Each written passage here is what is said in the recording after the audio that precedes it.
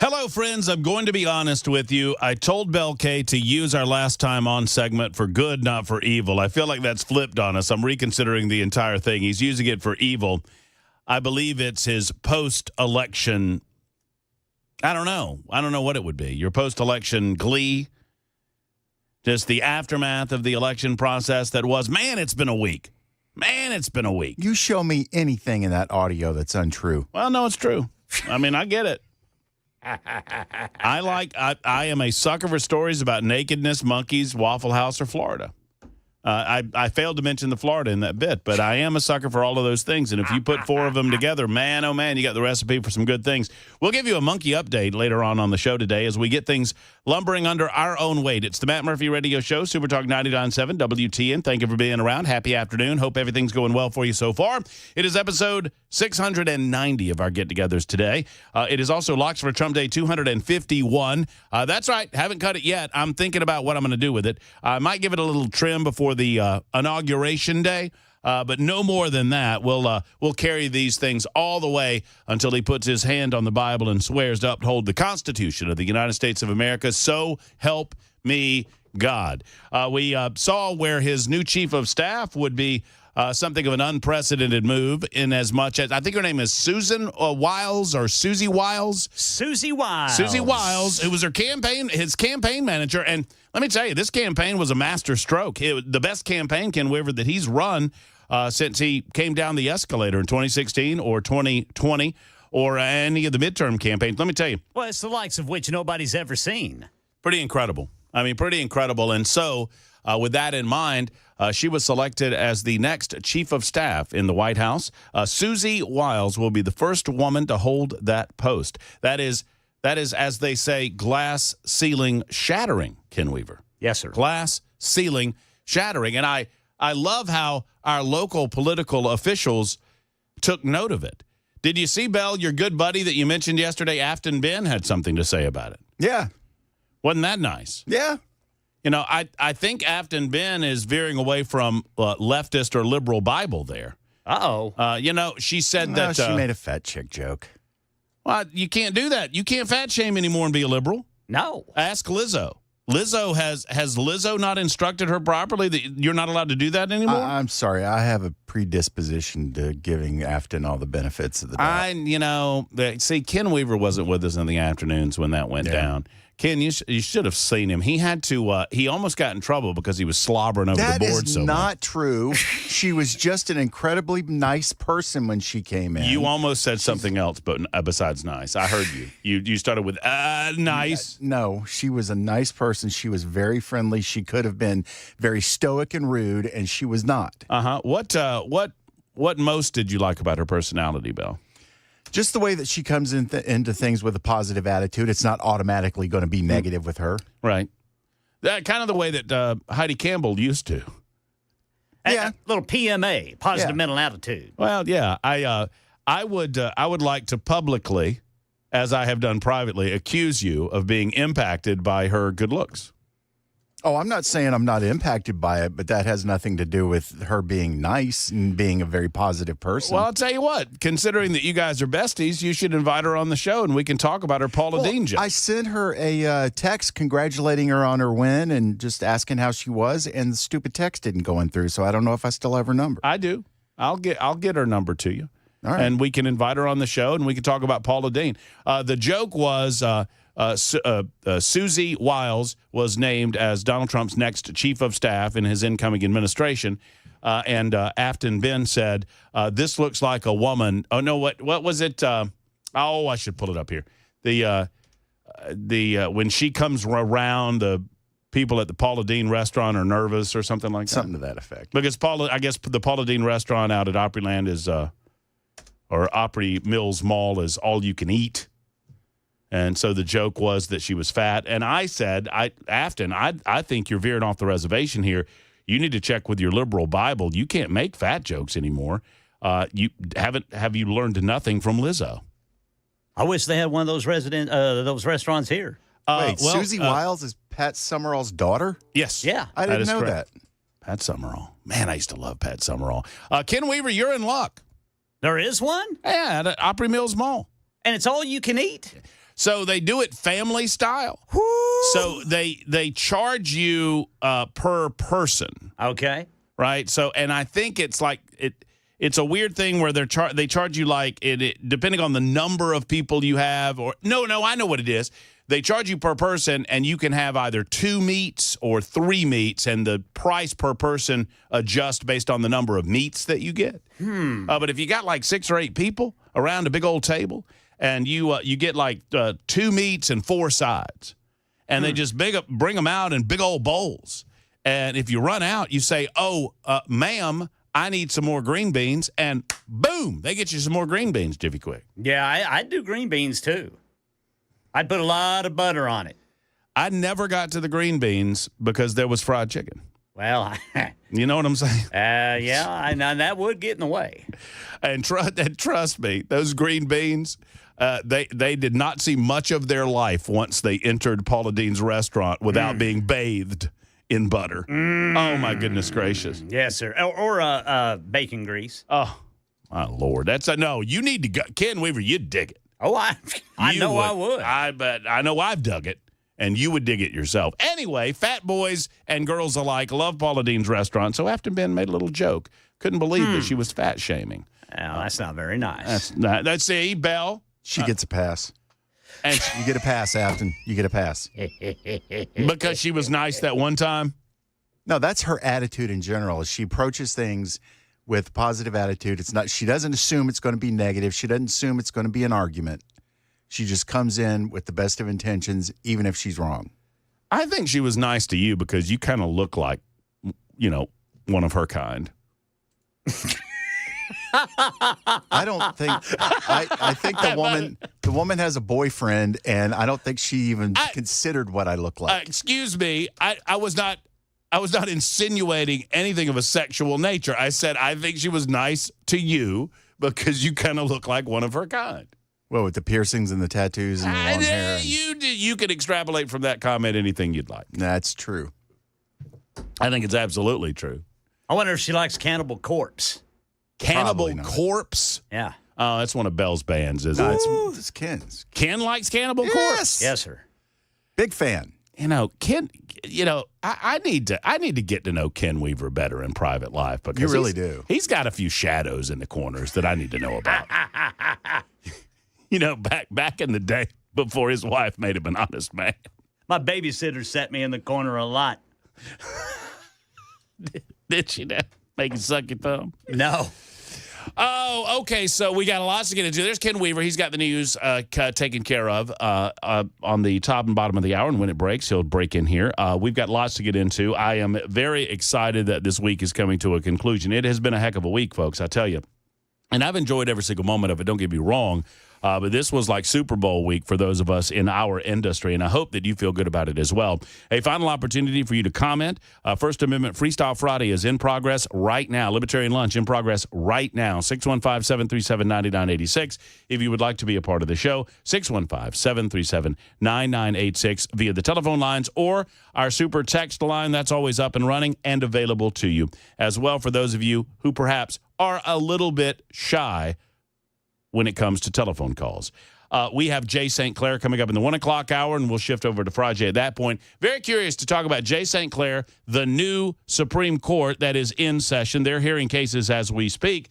And as a result of what went down last Tuesday night, what does Jay St. Clair think that means for the shakeup of the court? Questions like, would you consider Clarence Thomas might be thinking about retirement now that he knows Donald Trump will be the president for 4 years and will select his replacement? What does this mean for Sonia Sotomayor, who it is reported has been in ill health for some time? Does she try to hold out another 4 years, or do we get another opportunity for Donald Trump to select another replacement? And let me tell you something. This is what's about to happen with the courts is unprecedented in the sense Well, I don't know. I don't know what happened during Grover Cleveland's 22nd and 24th term. I think I have that right. Bell, fact check me.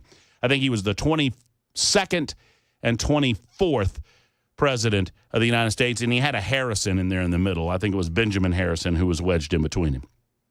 That said, I don't know if Grover had the chance to do this, but you understand, so these court appointments don't come up all that often in as much as they are life appointments.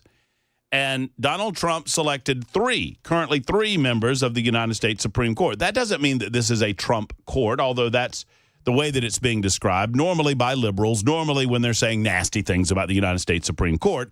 Because remember, liberals only believe, they only believe in our... Excuse me. Oh, yes, Ken Weaver's still back there. Was that a sneeze? Yes, sir. Bless you, Ken. I'm sorry about that, No, man. it's all good. Gazoon-tight. I'm trying to bring it... I've been trying to bring Gazoon-tight back for about 10 years, and it's not working. I hope I never have to spell it. I love a Gazoon-tight. I mean, Gazoon-tight. Doesn't come out tight, but Gazoon-tight. My dad jokes. And they're not very good because I'm not a dad. So, so the United States Supreme Court, it's a very, very interesting dynamic. We'll dive into it a little bit more with Jay because there's been a 4-year gap. So normally a president, even a president that serves 2 consecutive terms, 8 years, they'll get 2, maybe 3. But with that 4-year gap, members of the court age, members of the court start aging out, and that 4-year gap presents a very interesting opportunity. It could be that Donald Trump, when all is said and done, in 2028, has selected a majority of the United States Supreme Court. Then it really does become the Trump court. And if you want to know about lasting legacy, I said it the moment that we found out in 2020 that Donald Trump would not be serving another term from 2021 to 2025. I said at the time, if he never steps foot in the White House again, I hope he does, and he will. Now we know. But if he never steps foot in the White House again, his legacy has been made with the 3 members of the court that he selected because they did things that were not extra constitutional, but that were certainly constitutional in nature, like taking the Roe v. Wade decision, putting it in the ash bin of history, and bringing that decision-making back to the states. Not that liberals understand any of what I just said because they've completely mischaracterized what happened with Dobbs v. Jackson. But we're going to talk about it today because they're suggesting that you were more interested. This is the new liberal mantra. This is wearing me out. So, look, I understand what it is to lose. I mean, heck, my beloved Georgia Bulldogs played the Alabama Crimson Tide this year, and I just felt like it was coming, and it was, and it did. Thank you, Bill. Thank you. Glory, glory, ha, ha, ha. Glory, glory to Georgia. Let's go beat Ole Miss. Yeah. Okay. I don't like blue. I don't like sharks. I don't like bears. I kind of like rebels, but not this weekend. But back to losing. I mean, if anybody understands what it means to lose, it's Ken Weaver. Yeah, I've been learning a whole lot about it. But you've been handling it well, Ken. I watch your post on the weekends. And by the way, if you don't follow Ken Weaver on the Facebook, you need to because he is a delight to follow during college. Can I say it like you can? Am I allowed? Sure. College football season. Delight to follow because you always have a breakdown. Absolutely love it. It's really good stuff. But Ken Weaver, you have not had the best of seasons as a Sooner fan. No, sir. And I hate to use you as an example in this case, but I think I should because you have handled it like a gentleman. Yeah. You don't like it. That's just his nature. It is his nature. He doesn't like it. He doesn't like what's going on over there. He doesn't understand. I mean, I felt the same way when Mark Richt was our cop. I'm like, what is going on over here? Why are we losing to teams? I don't get it. But let me tell you something. He gets his boots on, and he gets back up, and he gets back to work, and he does his business. These liberals need to take a page out of the Ken Weaver playbook. Well, you ought to see all the beautiful oven mitts I've knitted past couple of Saturdays. Y'all want to go apple picking? And they... Does it, honey, let's go pick apples. Never mind the yellow jackets. They don't bite. Isn't the game on? What game? I want to spend time with the family. That's so bad. Honey, no game is going to come between you and me. What game? Is your wife a football fan, kid? You know what? She's turning into one. That's good. She is actually starting to like cheer or get disgusted. As the case may be. Mostly it's getting disgusted here lately because both the teams she has to watch stink. My, oh, my. Tell her it's a good time to get on the Vandy bandwagon while they still got a little room. Hey, that fella from SEC Shorts or whatever it is coming to town this week. Have you seen that story? No, I Look, it's this group of people from Birmingham. They do these great, and I said it wrong last time. People got mad at me, like an SEC. They used to be called SEC Shorts. I think that's right. Right. And it's just a group. And this guy and another guy started this group. They were working in like medical supply sales. And Paul Feinbaum asked people to send in videos. And they sent in a couple of videos to Feinbaum, and they were so good. This is a true story. This is an American entrepreneurial story, guys. So they sent in, and I wish I could remember the guy's name. They sent in a short to Feinbaum, and he liked it so much, he said, send to me more. Well, they now have started a business. And they do these SEC shorts, and they are hilarious. They're about 3 or 4 minutes long. They do at least one a week. And so as Vandy has gotten better, they develop these characters for the different teams, right? Mm-hmm. And as Vandy has gotten better, this one guy's developed this character where it's just a guy in a Vandy jersey, but he's got like a king's robe, a beautiful red velvet robe on and a crown and one of those scepters. And so when he won against Bama, he's just like coming through the room. He never says anything. He just struts through the room and dances through the room. Well, it's gotten so popular and Vandy's doing well enough that they're bringing him to the game this weekend. He's going to be on the field this weekend. Awesome. I love college football. It's the best, dude. It's so good. It's the best. Well, here's the thing. When we get back, I will explain to you how liberals need to learn a little about losing because they're not good losers, folks. And we have gone from the shock and awe phase of the week that has been to the anger phase. And liberals are not very happy with me. They're not very happy with you. They're not very supposed to win. They're not. No. They are very upset, and they want you to know about it. They want you to know that if you think any differently than them, then you can go straight to you know where. We'll tell you all about it in a moment. Plus, hey, did you see what I'm wearing today? Dolly? A Dolly shirt. I'm in a good mood. You going to do the title real quick? I was inspired to wear my Dolly shirt. You can't go wrong wearing Dolly. You cannot go wrong. That's what I think. Can't go wrong wearing Dolly Parton. Bell, episode 690 is entitled. Matt Murphy has discovered 15 million Democrat voters in a Mara Lago bunker. He left them there. Super Talk 99.7 WT Libertarian Lunch. We'll be back in a moment. It's a First Amendment Freestyle Friday. Y'all hang in there.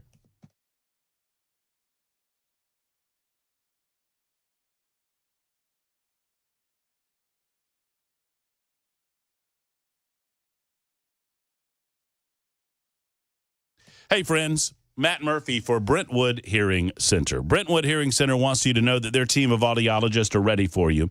And if you've noticed that you've lost your hearing over the years, if you've noticed that it's more difficult to hear in conversations and whatnot or in noisy places, understand that for the most part, this isn't going to go away. It will continue until you do something about it. Get back to life again. Get back to those conversations that you're missing out on with the team of audiologists at Brentwood Hearing Center. Now, the Phonak Sphere is something quite new, and it's remarkable. The Phonak Sphere is a specific device that helps people like you hear better in noisy places. It identifies speech in sound, and it highlights that speech, and that speech alone. And everything else stays in the background. So if you're at a sporting event, at a cocktail party, at a dinner party, at a noisy restaurant, don't you worry because the Phonak Sphere has your back.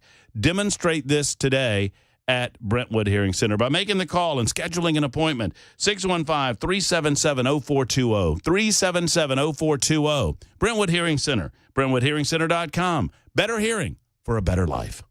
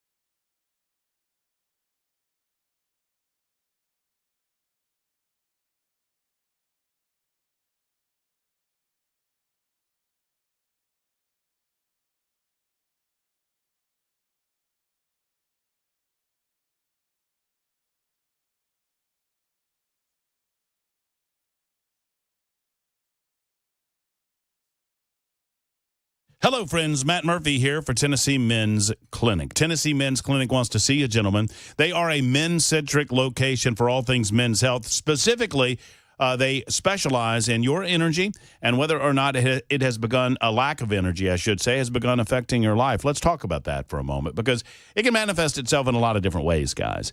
You can find yourself not wanting to go to the gym, not wanting to work out anymore, not feeling it when it comes to yard work or some other project you might have around the home. And yes, guys, it can hit you in the bedroom as well. Well, if it has done so and you don't know what to do about it, understand there are many different options available for you, many different ways that you can tackle this problem and overcome it. And the Tennessee Men's Clinic has those ways. Since 2014, they've been helping guys just like you. Now they have a new office open in Cool Springs, so you don't have to drive as far. Midtown location, Cool Springs location. It's Tennessee Men's Clinic. Call today for an appointment. Same number. 615-208-9090. 208-9090. TennesseeMen'sClinic.com. Still got that overturned truck blocking the left lane, 40 eastbound, west of Nashville. It's right there at the Cheatham-Williamson County line, causing a half-hour delay. Charges filed in an alleged Iranian plot to kill President-elect Trump, coming up at 12:30 on Super Talk 99.7 WTN. All right, Belle, I'm going to thank you, Ken Weaver, by the way. All right, Belle, I'm going to send you Afton's number, and I want you to call her, but not for the reason that you think. We're not getting her on the – I want you to try to get her on the phone right now so that I can congratulate her, so that I can tell her thank you. Okay. All right? Now, if you don't know who Afton Ben is, where you been, Afton is a very left-of-center representative representing portions of Nashville, Tennessee in the Tennessee General Assembly. Afton has been on our show from time to time. What did we have her on about? Taxes, I think? Getting rid of the grocery tax. Grocery tax, sure. Which we both agree, I would love to see an elimination of the grocery tax. I just don't want it to be replaced by some other taxation. Afton says no, she wants it to be replaced by taxing the wealthy, taxing the rich, soaking us on our property tax. Taxing businesses, and that's where you two disagreed. Right, and that sort of thing. Well, that's fine. We agreed or disagreed without, I think, being disagreeable, unlike, Heidi and I. So I just sent you the card. Here's why I want to have her on now. I want to congratulate her. So Afton Ben, after the announcement that Susie Wiles was named as President-elect Donald Trump's chief of staff, incoming chief of staff, she is the first female to ever hold that post, which is quite something. Afton Ben, on her official X handle, a.k.a. Twitter handle, as state representative of Tennessee House District 51, she wrote, "A Paula Deen restaurant hates to see her coming." And most, like yours truly, felt like that this was some form of reflection that Afton was making on Ms. Wiles' size. Afton has responded 58 minutes ago. Now, I called her out and I said, you're not preaching from the liberal hymnal here. You're not singing from the liberal hymnal. You're not preaching from the liberal Bible because you ain't supposed to do that as a liberal. You can't fat shame anymore. And then I said, hasn't Lizzo taught you anything? Her response is as follows. Since many of you have never experienced an elected, and I'm going to add a word here because I think she meant an elected official, and I'm going to add that word for her. Since many of you have never experienced an elected official apologizing, I want to model the behavior I wish to see in the world. I apologize for the comment as I meant she looks like Paula Deen and nothing more. Since I'm getting tired of being called a bleep and rape threats, I'm out. Now, so she claims that she's being called nasty language. That's one thing. Threatening her on social media platforms is an offense that can be investigated. Yeah. And nobody should be doing that. No. Absolutely not. But there it is. I mean, she offered a little apology, saying all she meant was that she looks like Paula Deen. Now, yeah. Here's the problem I have with that, Ken. Yeah. I think she's right. She does kind of look like Paula Deen. I would agree. But why would Little bit. why why- would a restaurant be Hate scared? seeing Paul. Yeah, see, it doesn't play. She's trying to snake out of it. Whatever. We got news to do anyway, and I'm very late, and I apologize to Ken Weaver publicly and privately for that. It is 30 some odd after the hour on Super Talk 99.7 WTN.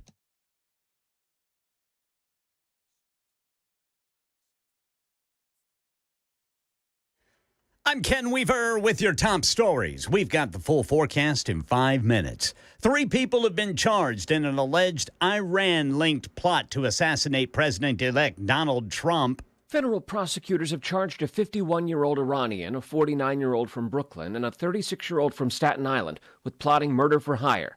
The Iranian suspect remains at large, but his 2 alleged co-conspirators are now in custody. Prosecutors say the Iranian, Farhad Shakeri, claimed he was tasked just last month with coming up with a plan to kill Donald Trump.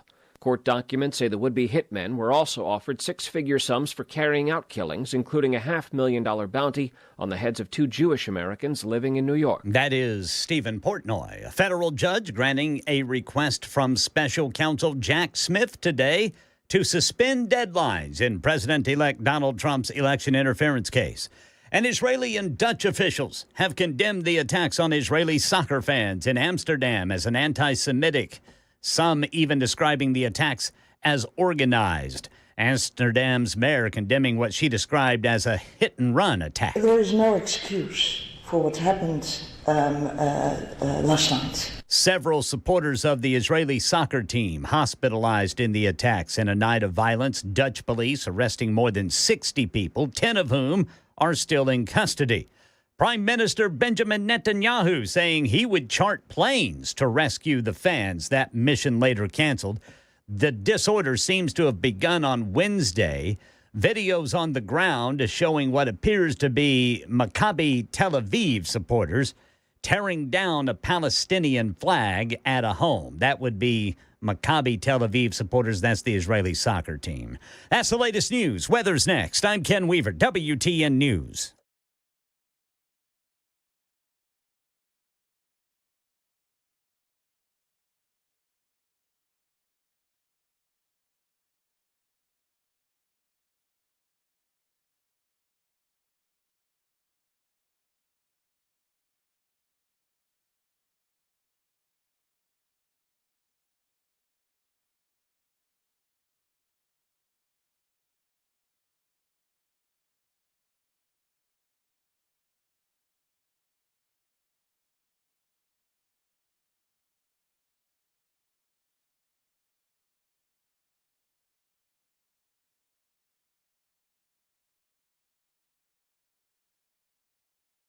Hey, friends, it's Matt Murphy for the Glock Store, just off our incredible event happening this past Tuesday. Thank you so much to Lindy McGill, Dan, the rest of the Glock Store team that made it so special. They sold many of their customized Trump Glocks. I think they sold, and they can sell you one as well if you missed out on the raffle one, and we announced that earlier in the week. They were giving away a customized Glock 19, which was a pretty special gun, but they can make you one as well. As a matter of fact, they can customize any Glock imaginable at the Glock Store, and they've got every Glock in stock. I mean, they are, after all, called the Glock Store.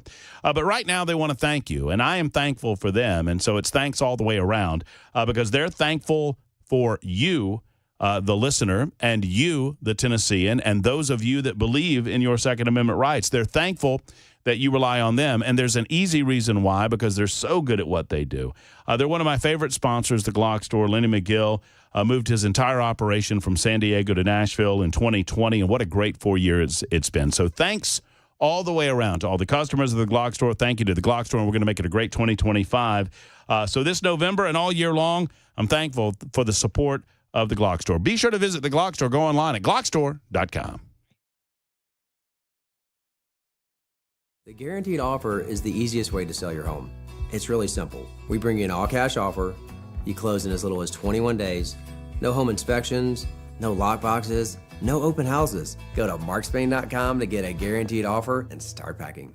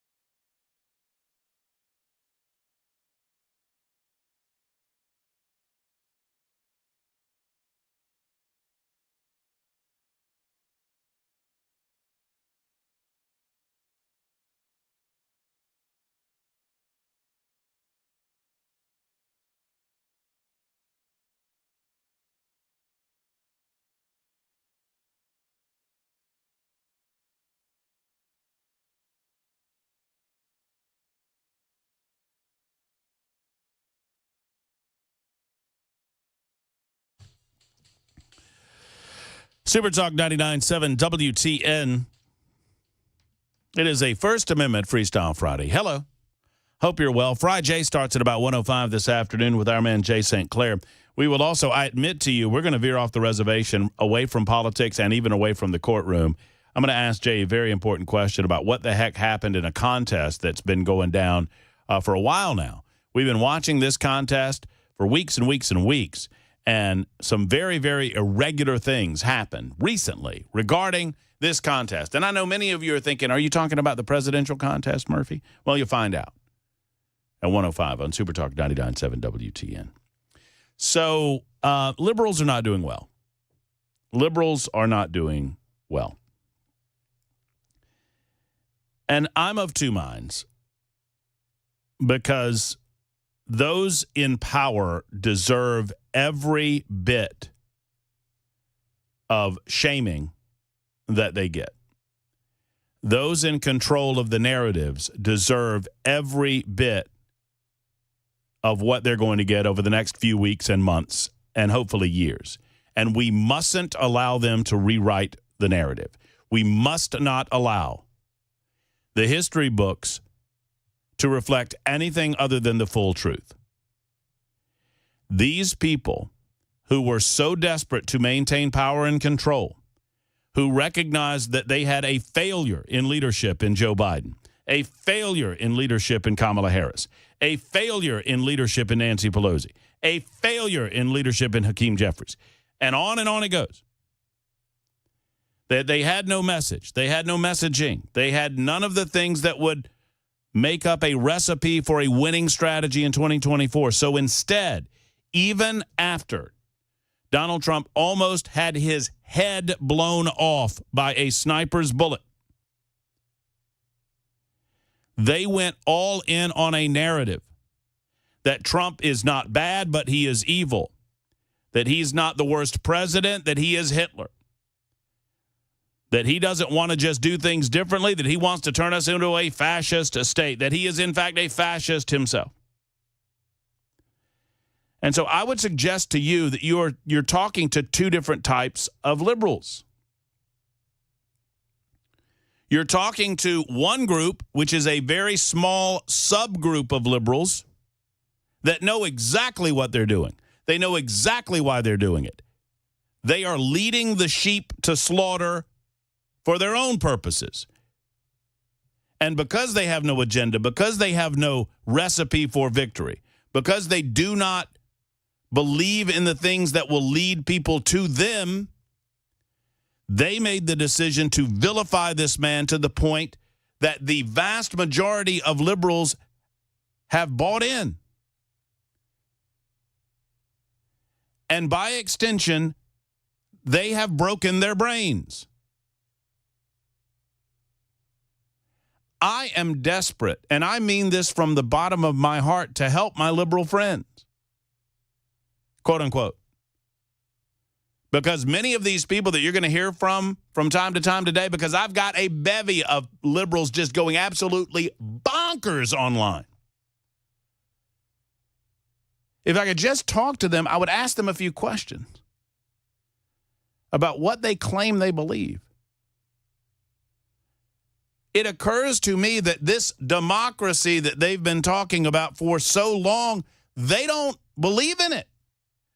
Because if they did believe in it, if they believed in the America that I know and love, if they believe in the America that they claim they know and love, if they believe in the Constitution of the United States, if they believe in our system, then they would know that no one man can upend it. They would know that. And I believe the small minority, understand two groups, the small minority of powerful elites, the Barack Obamas of the world, and the Valerie Jarretts of the world, and the Susan Rices of the world, and yes, by extension, the Soroses of the world, they know exactly what they're doing. They are attempting to get the lemmings to the cliff and watching them go over the cliff, but as long as you vote for them before you go over the cliff, that's all well and good. They wanted to fundamentally transform this country anyway. Now, for me, I take no glee in the fact that a lot of people have been duped. Sadly, they have had their brains broken. And it is not so much Donald Trump, although I suppose we could give him some level of credit for it, because he's the guy that was unashamed. He was the guy that was unafraid. He was the guy that said, we can fight back against this. We can drain the swamp. We can make this happen. He was that bright light that all of us gathered around. He was the draw. But it's truly the liberals this time around that have broken themselves. They have been sitting in, there's a term for what I want to call it, and I'm not going to call it that term, Bell, for fear that we'll get booted off YouTube again, although YouTube would kind of like this term. It's not a circular firing squad so much as it's sitting around. It's a mutual mutual gratification society. We'll just call it mutual gratification society, boys. Great band. Yeah, no, great. Yeah. And they've convinced themselves that their talking points are real. Many of these liberals that don't know what to do with themselves, that are taking to social media, that are making a point to get their hair all fixed up and, get their makeup just right so they can cry over it. They have convinced themselves that women no longer have rights. They've convinced themselves that gay people no longer have rights. They've convinced themselves that we are living in a handmaid's tale now. They've convinced themselves that Donald Trump's going to initiate a federal abortion ban. They've convinced themselves that he is a fascist and that we are now a fascist country, despite the fact that just this week we voted. By the way, fascist nations don't vote in any real way. Sometimes totalitarians will give you the old, you go out there and you vote your conscience. By the way, there's guys with guns on the exit side of the doors. I feel bad for these people. And I would like to believe that one of these days, when Donald Trump has taken the oath of office and our economy does improve and America is made great again, or at least we are in that direction, and Donald Trump does begin the process of shutting down foreign wars, entanglements that the liberals themselves claim that they don't want to be a part of, and we do get our energy production going again, and we do see America getting better again, and we do close down our southern border, and we do get better paying jobs back into this country, and all of those things that were promised. I'd like to believe that these liberals that have lost their way so much, that are losing their minds and pulling their hair out and gnashing their teeth and crying, just emotionally reacting in a lot of ways in such a childlike way. I'd like to think that at some point in the spring of 2025 or the summer of 2025, they'd say, maybe I was wrong. Maybe he's not a fascist. Maybe he's just a guy that has a different vision for the future of America than our guy or gal. But I'm not holding my breath for that. Because liberals don't do that. Liberals don't admit that they were wrong. Liberals can't admit that they were wrong, sadly. It gets them all too up in their own feels. And if there's anything that liberals are about, they're not about facts. They're not about reality. They're about feelings. They're about feelings. And I'm not getting too soppy, and I'm certainly not saying that we should not hold their feet to the fire, especially those that controlled this narrative. Every leftist elected official has to be held to account, either through our legislative process, through the political process, through shaming, public shaming, or even through the legal process. Any political leftist that has violated the law, you have to be held to justice. You have to be held to a standard. This is not going after one's political enemies so much as defending the rule of law. Those people have to be held to account. But for the vast majority, the millions of people that voted for Kamala Harris, there's almost 70 million of them. We're not angry. I'm not angry at those folks. I'm sad for them. They have bought into a vision of America that most people do not believe reflects their own personal values and certainly not what they want the future of the country to be. And instead of recognizing that we have a difference of opinion, we have a fundamental difference of opinion on abortion, a fundamental difference of opinion on the role of the federal government, a fundamental difference of opinion on foreign entanglements and foreign wars and the southern border and all the rest of the issues that I've just mentioned, instead of just recognizing that we're going to disagree on that, they've decided that you and I and the rest of you that voted for Trump are evil too.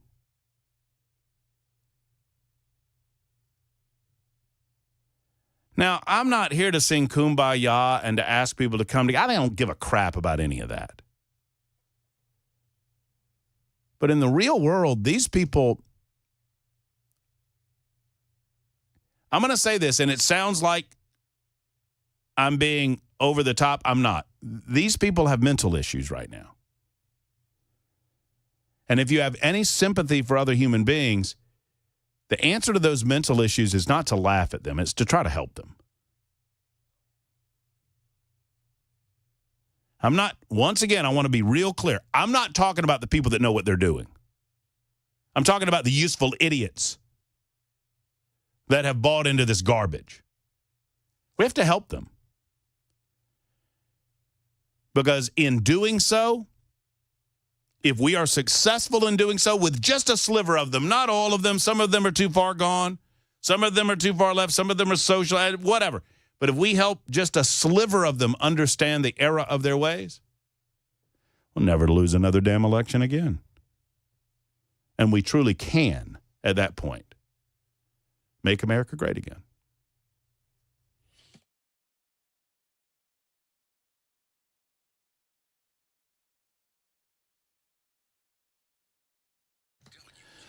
And no, I don't know what the announcement is.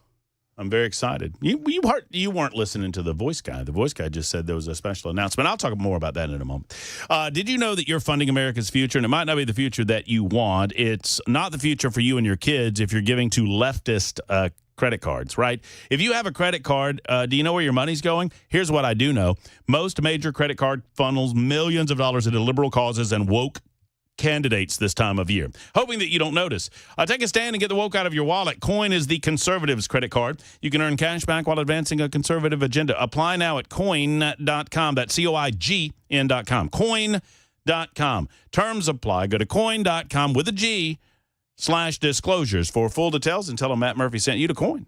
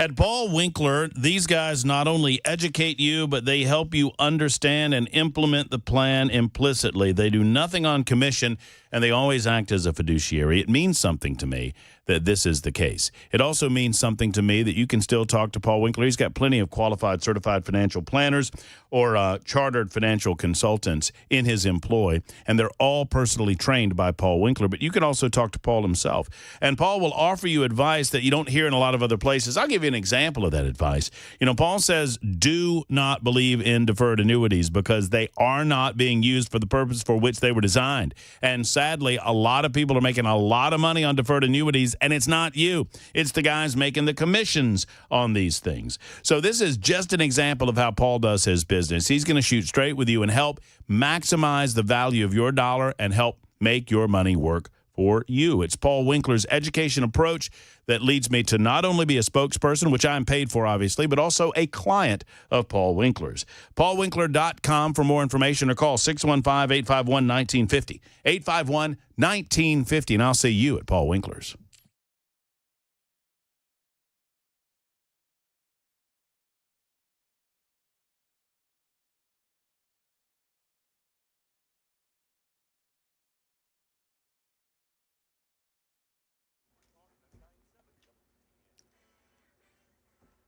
I'm Ken Weaver with your top stories. It's a 27-minute delay now. That crash west of Nashville, 40 eastbound at the Cheatham-Williamson County line. Got an overturned truck blocking the left lane. Full forecast coming up in 5 minutes. 3 people charged in an alleged plot to assassinate President-elect Donald Trump, an Iranian-American activist, and 2 Jewish Americans living in New York. The criminal complaint says Iran is behind it. The Justice Department charging Farhad Shakari, Carlisle Rivera, and Jonathan Lodholt with murder for hire. Rivera and Lodholt have been arrested, while Shakari, whom the FBI described as an asset of Iran's Islamic Revolutionary Guard Corps, is believed to be in Tehran. The mission was to kill Trump to avenge the death of Qasem Soleimani, the leader of Iran's elite Quds force, in a U.S. drone strike in Baghdad in January 2020. President-elect Trump's White House team taking shape, announcing his campaign manager Susie Wiles will become his chief of staff. Here's Jay O'Brien. When Donald Trump goes back here to Mara Lago for his political exile, really, after January 6th of 2021, Susie Wiles is one of those first staffers that joins him, and he brings her on, and she has gotten credit, really, from that point onward for, to the best of her ability, keeping Donald Trump on message, keeping him focused at various objectives, various goals, and professionalizing the campaign and those in Donald Trump's orbit. Israeli and Dutch officials condemning the attacks on Israeli soccer fans in Amsterdam as anti-Semitic, some even describing the attacks as organized. Several supporters of the Israeli soccer team were hospitalized in the attacks in a night of violence. Dutch police arresting more than 60 people, 10 of whom still in custody. Prime Minister Benjamin Netanyahu saying he would chart planes to rescue the fans. That mission later canceled. The disorder seems to have started Wednesday. Videos showing what appears to be Israeli soccer supporters tearing down a Palestinian flag at a home. And with the holidays ahead, traditional retailers may have a reason to celebrate early. Jim Ryan says shoppers are headed back to the mall. A survey conducted for retail communication platform Theatros suggests that 26% of consumers plan to shop more in person this holiday season than last, with more than half relying on a mix of physical stores and virtual retail outlets. The National Retail Federation says the average shopper will spend $902 for gifts, food, and decorations, exceeding the record set in 2019. That is the latest news. Weather is next. I'm Ken Weaver, WTN News.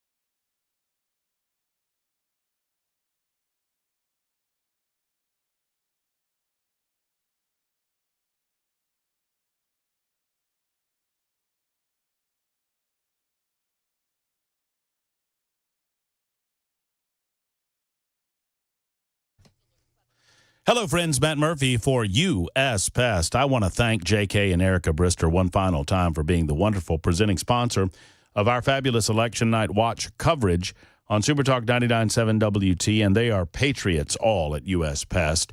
And they believe in this fine country of ours. And they believe that you can live in a country free of pests and bugs and roaches and mice and rodents and other types of nasties that you don't want inside of your home, because they understand that those are communists. And you don't want communists inside of your house. What you want is U.S. Pest to come over to your house and give you a free home inspection. Now, they're never going to pressure you. They don't do that. But they will tell you where, if you have a current pest provider, where they might be succeeding and where they might be failing, and how U.S. Pest can do it in a superior fashion. And I truly believe that.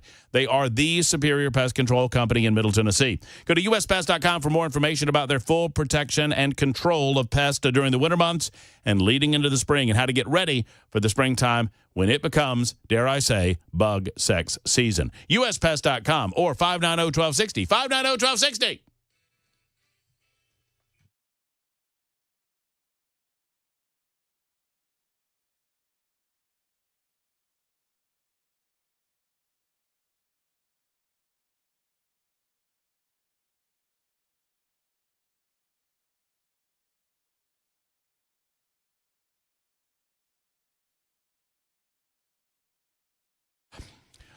I was just returning a pithy tweet to J.R. Clemens. Y'all know John Ray Clemens? Oh, yeah. John Ray Clemens is in the old General Assembly, Bell. He's a member of the House down there. Oh, I know exactly who you're talking about. Runs his yapper quite a bit. But here's the brilliant. I don't understand these liberals, man. They've lost their ever-loving minds. So John Ray just said, because there's a suggestion that Senator Bill Hagerty will be considered strongly for a cabinet post position in the Trump administration. As a matter of fact, many people are suggesting that our own Senator Bill Hagerty is an above-the-cut line selection and maybe a finalist for Secretary of State. Well, and he's been an ambassador for Trump before. He's ambassador to Japan, right? That is correct. Yeah. And that is a very important relationship. And obviously, given his business acumen, given his ambassadorship in the past, and given his friendship with Donald Trump, yes, he is a name that is being considered. And if he's Secretary of State, that means he's in charge of the ambassadors, right? Is that correct? I think that feels right, but I'm not. Yes. Okay. Yes. Secretary of State is like the ambassador to all the ambassadors. They're the head honcho ambassador. That feels right. If I'm wrong, someone on the super text line will tell me, but I think that's correct. I believe that the ambassadors to individual countries answer to the Secretary of State. Yes.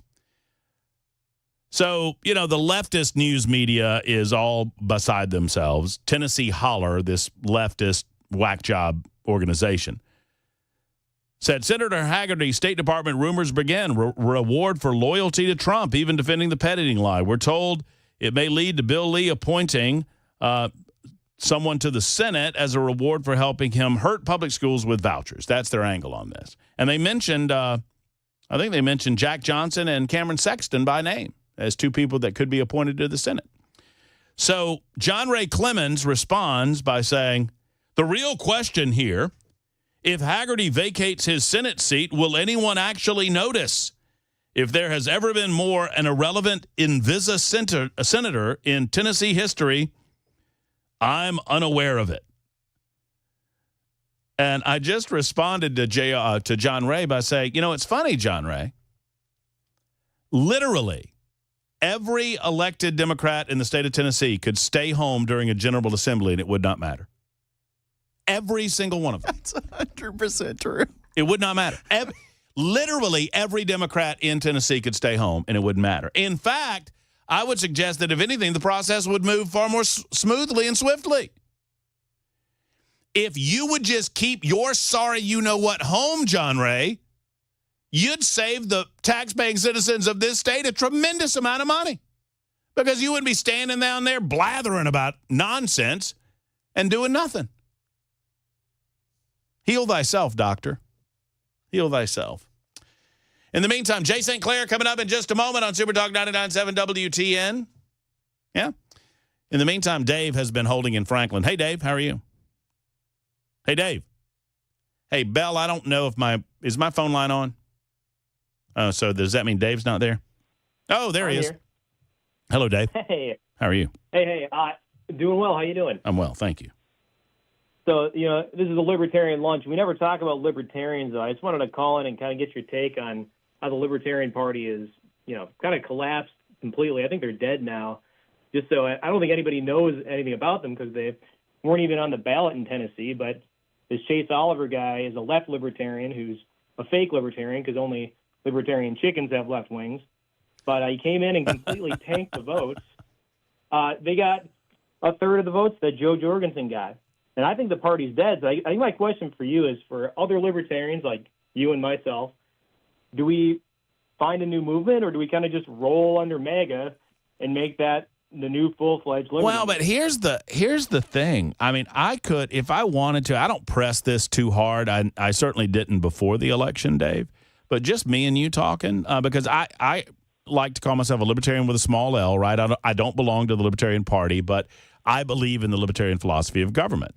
That doesn't mean that I agree with every libertarian under the sun, because the best way to know that you're a libertarian is for somebody else to say you're not a real libertarian, right? So, but I would say this.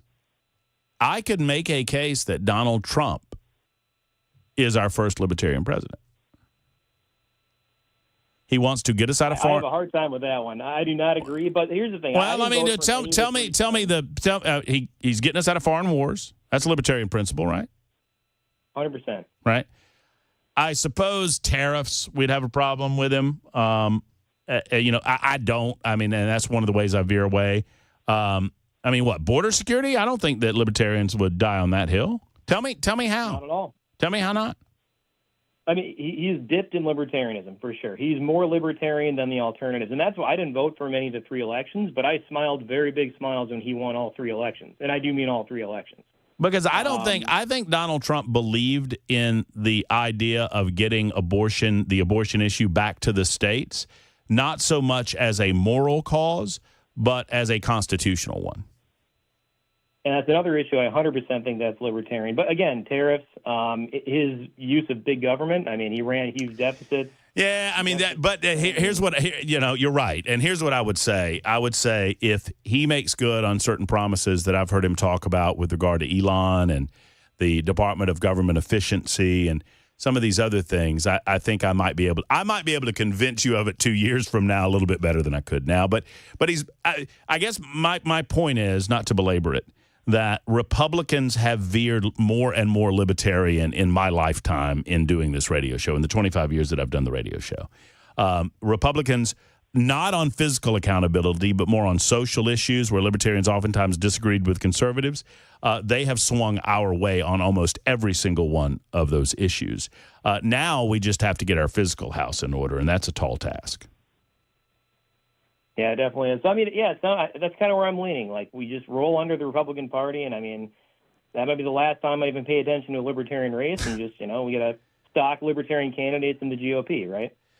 Well, but, I don't think that, Dave, I think we still need the Libertarian Party. I think we still need the Rand Pauls out there in the world, because I don't suggest to you that Republicans are going to put down the bottle that they are drunk on with regard to spending anytime soon.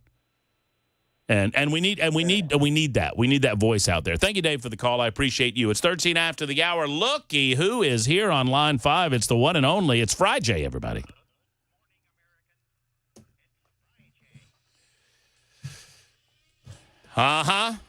It is our time. Now, if you're holding on the line, I know many of you want to participate in First Amendment Freestyle Friday. We'll let you do that, but we got to get to our man, Jay St. Clair. He is on the line with us. I'm very excited to have this conversation because there's lots of different ways we can go with this. But, Jay, the first thing that I'd like to do is ask you a simple question after I say hello. Hello, Jay. Hey, buddy. My question is this, Jay. You ready? Yeah. How you doing? I thought you might ask me, man. If I were any better, I would have graduated from the Yale Law School as J.D. Vance. That's well, you've made a pretty good living after that Yale.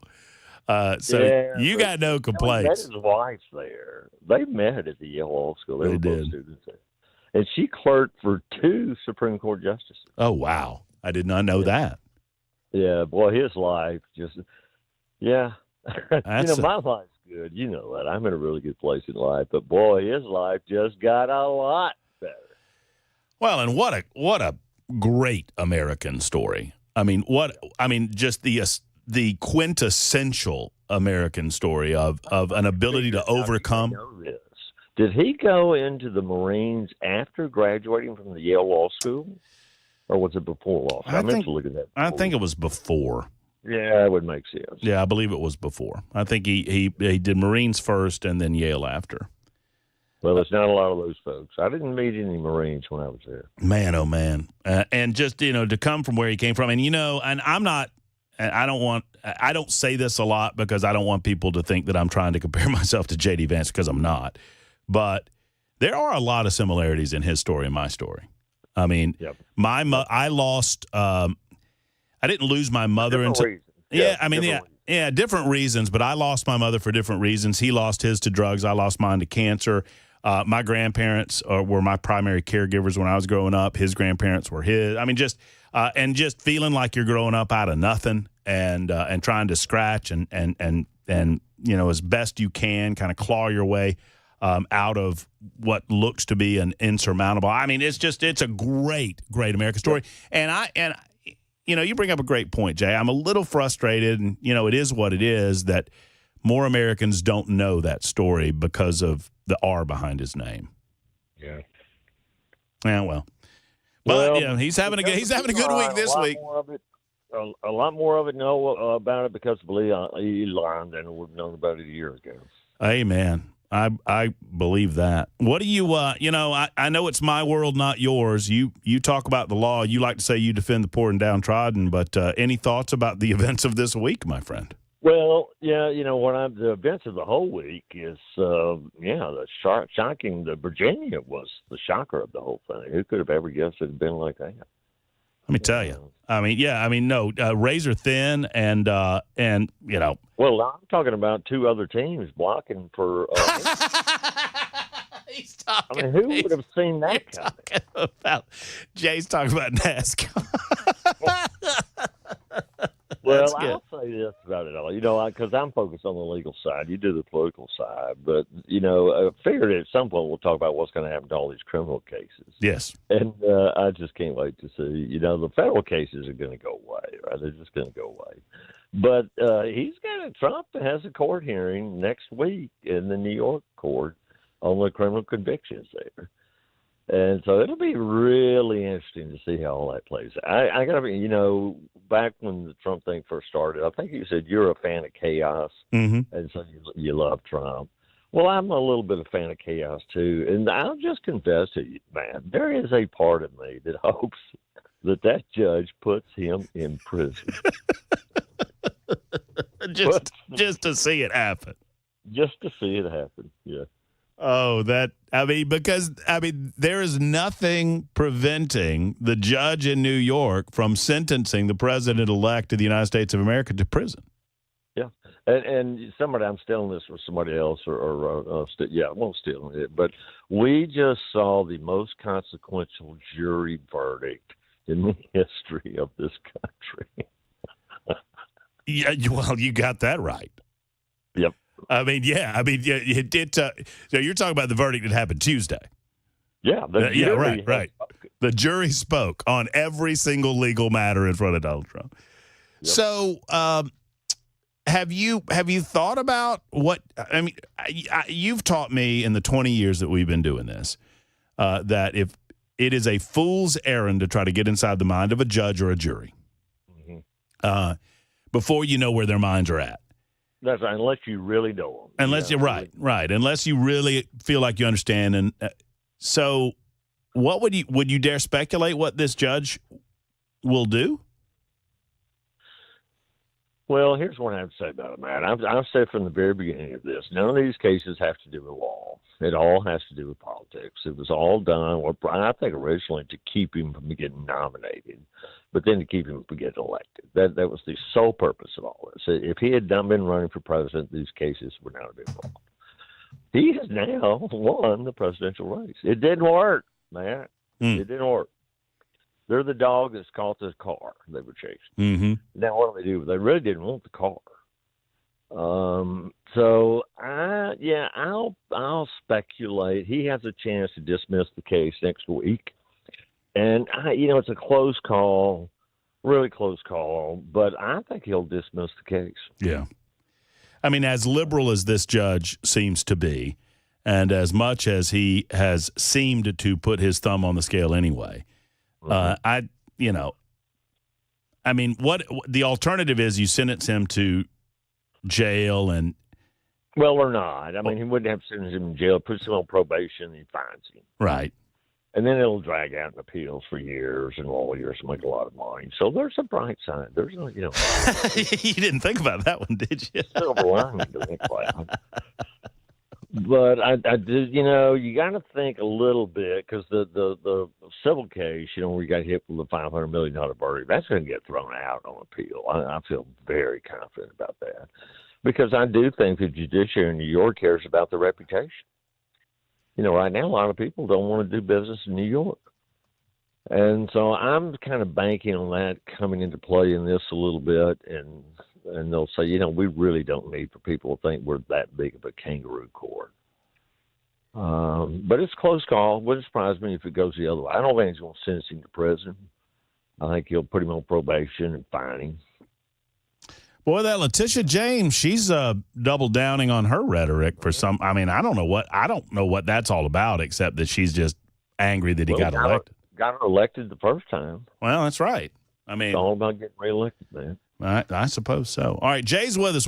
Jay, you and I are gonna get into this Martinsville deal, because I am very curious what you have to think about that. Jay and I, for those who do not know, are big NASCAR fans, and there was a little spot of controversy last weekend at the, I think I'm saying this right, the penultimate race. I never could say that word, but it's the one right before the one that's the ultimate one. So that's the am I saying that right, Bell?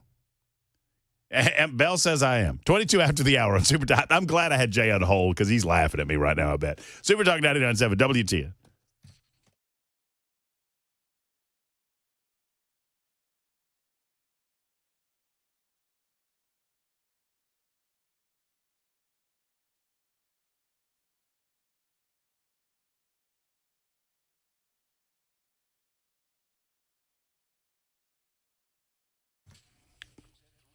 I know I'll be listening to Brian Wilson this afternoon at 3 o'clock, and you should be as well. Hey, Men of Valor listens, and Men of Valor, I believe in the way that these guys do what they do for our state, our community, and really our world. It's all about trying to help men in their souls. Because, men who do wrong and go to prison as a result, did you know that 90% of those men are going to get out? It is true. 90% of men in prison will eventually be let out of prison, and roughly 50%, I'm sad to say, of those who are let out return within 3 years. Recidivism is real. They return because they don't have discipline. They are not discipled. They're not given a future and hope for a future. Well, that's what Men of Valor does. And Men of Valor, when they get involved, they have a less than 10% return rate for their graduates. Less than 10% of their graduates return to prison. That's a pretty good return rate, friends.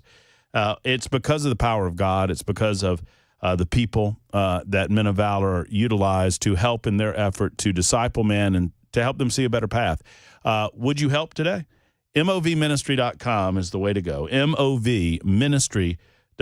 Job partners, Bible study teachers. It's much, much more than just a monetary donation. You can assist and volunteer. MOVministry.com.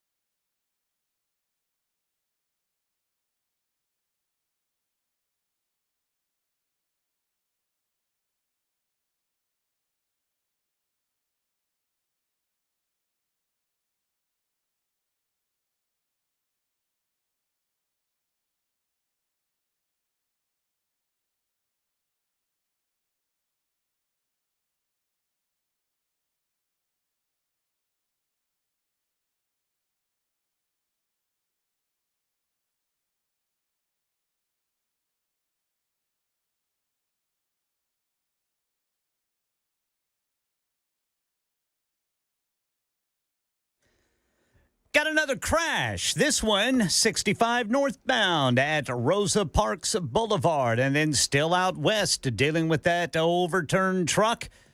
Left lane block 40 eastbound at the Cheatham-Williamson County line. That is now a 41-minute delay.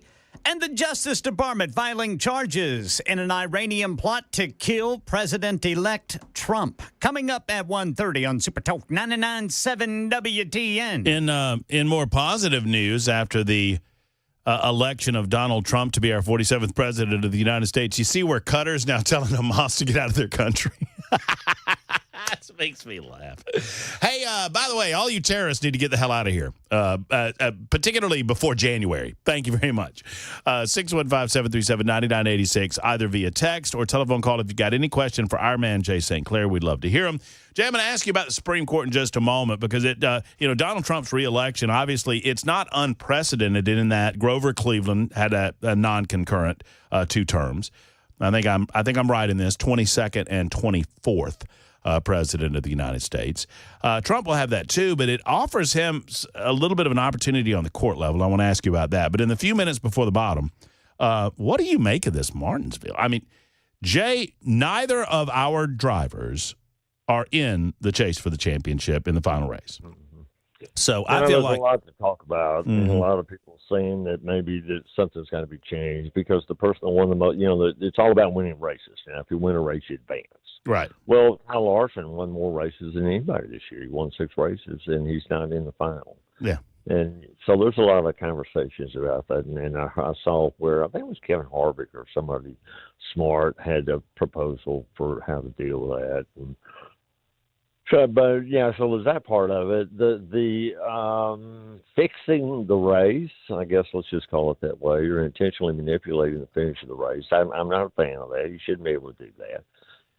Some of it happens a little bit, maybe. Some of them may lay down not to let somebody else beat them, but they're just not, they're having a bad day. Then they're just not doing their best. Can I give an example and see if you agree with this? Like, yep. I don't mind if drivers for the same team, drafting together, for example. Right. And if I'm doing that specifically to benefit my teammate, that's they're not slowing down. That's what I was going to say. They're speeding up, right? No, they're not slowing down. What used to before, now the caution comes out, they stop. You don't race back to the flag on a caution. Well, used to you'd race back to the flag, and sometimes the leader would slow down to let somebody unlap themselves. Right. And it was just kind of courteous, and that's the way it went. But, so there's nothing wrong with helping somebody else go faster. It's intentionally going slower to let somebody pass you or to keep from passing somebody. And that's just fixing the game, and it's loaded dice, and I don't like that. And I thought NASCAR did the right thing. So for those who don't know, maybe you're not as much of a fan as Jay and I are, or you missed it. There was a dynamic where there was a driver on the track that was in the final race, and he can win a championship. The final 4 that get into that race, they're qualified to race for the championship in that final race. And then one driver, the 24 car, William Byron, was in a position where if any other cars passed him, he was going to lose that final spot. Right. And so not teammates, but Chevrolet drivers, because he is a Chevrolet driver, I'm just going to say decided, because it's pretty obvious, that they were just going to ride 2 by 2 behind him. They easily could have passed him if they wanted to, but they chose not to because in doing so, he would miss out on the championship. And it was just obvious to everyone. I don't know if you watched it, I thought everyone in that booth knew it was going on because everybody got quiet. They didn't know what to say about it. You know what I'm saying? Well, this is how naive I am, man. I watched it, and they were clearly faster than he was, but they weren't passing him. I said, "Oh, that's so polite." But please don't wreck him. It never occurred to me they would throw the race. Right. Well, it occurred to Christopher Bell. I'll tell you that. All right, let's take the news, and when we come back, I'm going to make the case, Jay, and I know you're not going to like it, but I'm going to make the case. Well, I don't know. I don't want to presume how you're going to respond to this. That nothing that Christopher Bell did would have happened but for the blocking activity. And I wonder if NASCAR considered that prior to telling Christopher Bell he did, because there was another component to this. I don't want to get too much in the weeds, but we'll address it in a moment. Take your telephone calls and your questions as well, and ask Jay about the United States Supreme Court makeup and whether or not there's a possibility of a retirement or two coming on the horizon. That's all to come on Super Talk 99.7 WTN.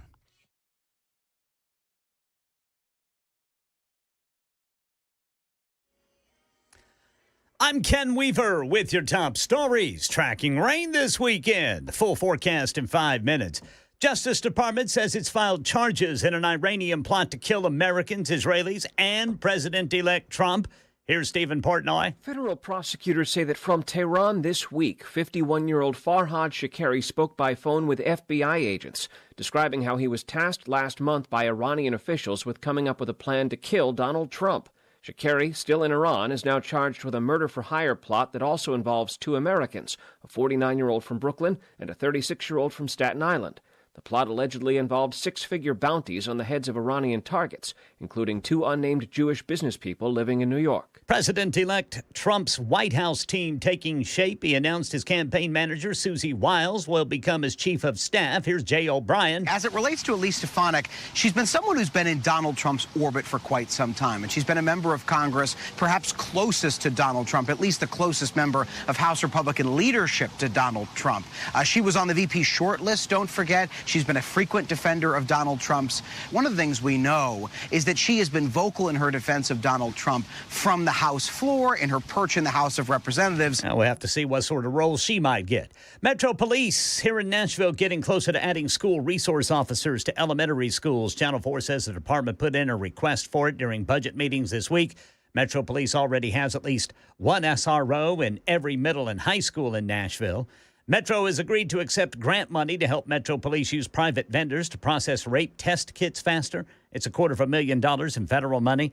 And law enforcement in Williamson County cracking down on speeding, distracted driving, reckless and aggressive driving. They participated in what they call Operation Fallback this week. They made stops on I-840 and Highway 96. More than 120 drivers stopped in a 24-hour period. 73 speeding citations, 15 hands-free citations, 30 drivers got warnings.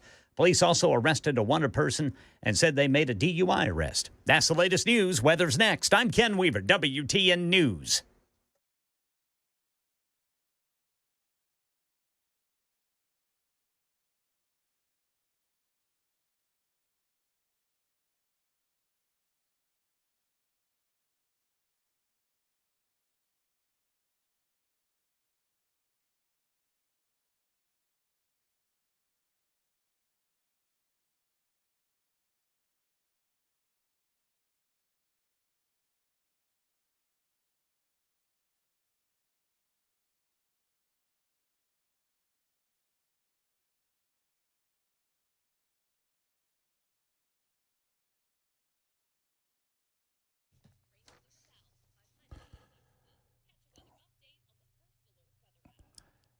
Hello, friends. If you choose to use a credit card in your regular life and you're just using a regular old credit card, the possibility exists that you're giving a lot of money to leftist causes and you just don't know it. Sadly, this happens quite a bit with major credit cards, not with Coin. They are the conservatives' credit card. They advance conservative values and give to conservative charity. And I'm not just a guy talking on the radio. I've done my research, and I believe in Coin. Earn cash back while fighting back. Apply now at coin.com. Here's the spelling on that, COIGN.com. Spell it right, COIGN.com. Terms apply. Go to coin.com/disclosures for full details.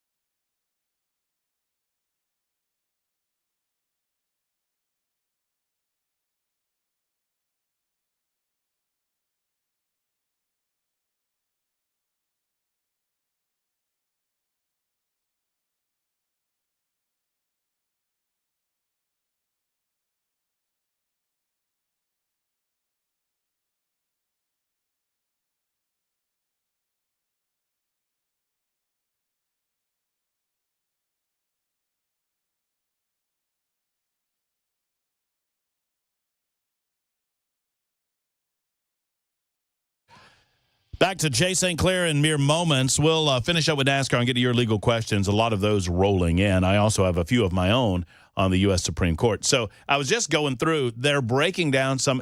Kamala Harris in just over 100 days blew through $1 billion. Wow. $1 billion. And they're breaking down some of the money that was spent during her campaign. They're now breaking down what she paid celebrities to make appearances with her. She had to pay them? I thought they were all huge fans. Who knew? I didn't get a call. I did not either, Ken Weaver. And I would have been happy to offer my services for a particular fee.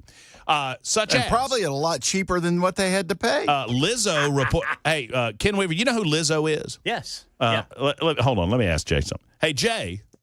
Yep. I think I know the answer to this, but I love it anyway. Do you know who Lizzo is? Who? There you go. There you that go. was the right answer. That was the right answer, Jay. Lizzo got paid $2 million to appear with Kamala Harris. Good for Lizzo. Good for Lizzo. I would like to thank Lizzo for draining $2 million out of their war chest. $1 billion they spent in just over. Man, oh man, that's Does big it money. say what Beyonce got paid? That we have not gotten to the A-list celebrities quite yet. I wonder if anybody haggled. Just, Kamala, to stay, if it were a Barack, I'd give him a discount. But for you, Kamala's telling Lizzo, just go out there and tell him you love Detroit. Jay, on the previous matter of the NASCAR race. So I just want to stand before the judge. You're the judge, okay? Your Honor, Christopher Bell, his actions were only committed and necessary. Now, he didn't try to get to the wall. He didn't try to do that Ross Chastain slingshot. He ended up there, and I agree with you, Your Honor. Right. But none of that would have happened but for the illegal actions of the blocking that was going on and the unsportsmanlike competition that was going on in front of him. But for those actions, Christopher Bell never would have done what he did. Counselor, 2 wrongs don't make it right. Dadgummit, I knew you were 2 going rights. Now, 3 rights will make it left. I knew you were going 2 to say wrongs that. don't make it right. I mean, I feel bad for Christopher Bell because he's put in that box, but he knew exactly what he was doing, and so did Bubba Wallace. My word, Bubba Wallace slowed down for him. Yeah, that's right. It was going on all over the track. I love, these guys. These guys think they're slick on the radios, and I don't want to bore the audience, but these guys think they're slick on the radios. And Bubba, they told Bubba like where he was and where his teammates were and all that. And Bubba said, "I feel a tire going down." And everybody knows what that means. Yeah. Well, who you rooting for, Jay? If your man's not in the race, and my man's not in the race, I mean, Chase just got beat fair and square by Ryan Blaney. That was the bottom line on that. No, I agree, and I think for that reason, I like Ryan Blaney. I do too. And so I guess that's who I'm going to go for. I'm with you, Jay. We're on the same team this weekend. Jay, what are the possibilities that we have several Supreme Court vacancies in the Trump term 2? Well, it's hard to predict death or illness, but I don't. He got real lucky first time around, man. Right? I mean, he appointed as many Supreme Court justices as Obama and Biden did in 3 terms. Right. He got 3 in 1 term. Right. So, well, it took them 3. So just statistically. Just looking over the long run of time, I think statistically it's more likely he won't get any more choices. But one never knows. And I know we've been talking about Justice Thomas a little bit. Our friend Richard said that he's personally heard him say that, appointed for life means appointed for life. And so I'm going to stay here. Sure. So I don't see him retiring solely to create an opening for Trump to fill. And then you never know what happens. But I do not see anybody retiring solely to create a vacancy for Trump to fill it. Well, and one of my loyal listeners asked the question, is it possible that Sotomayor would retire now because there's some health concerns about her? Right. And, they would just hold off on that till next year, right? The Dems have the Senate right now, don't they? They do. That's right. So they can run it through, right? I mean, the pubs did that at the end of Trump. The Comer, right? I mean, it wasn't after the election, but it was during the summer. So, I mean, they could, but, I mean, it doesn't really – all it gives them is longevity. Liberal for a liberal, or a more left-of-center judge for a left-of-center judge, I guess. Well, they don't have to worry about the filibuster either if they wanted to appoint one. I guess so. Thanks, Harry Reid. Yeah, so when has democracy, is it dead? I'm not feeling anything different. I'm not feeling different either. But we are going to Bell and I had the idea that starting on Monday, we're going to start our democracy death clock where we count down to his inauguration. Jay, democracy's not going to die until he takes office again. That's in January. Yeah. I see. Right. Okay. When he says I do, that's the kill switch on democracy. That's what we're told. That's what we're told. All right. A number of you asking questions of Jay St. Clair unrelated to the current conversation. I want to get to those questions because those are the most important things. And let's see. Let me do this real quick. Let me put Jay on there. And Jillian has a question. Jillian, you're on with our man, Jay St. Clair. Good afternoon. Good afternoon. Hey, it's actually Julian. Julian. My apologies. No, it's all good. Sometimes I feel a little female. But nonetheless, I'm kidding on that one.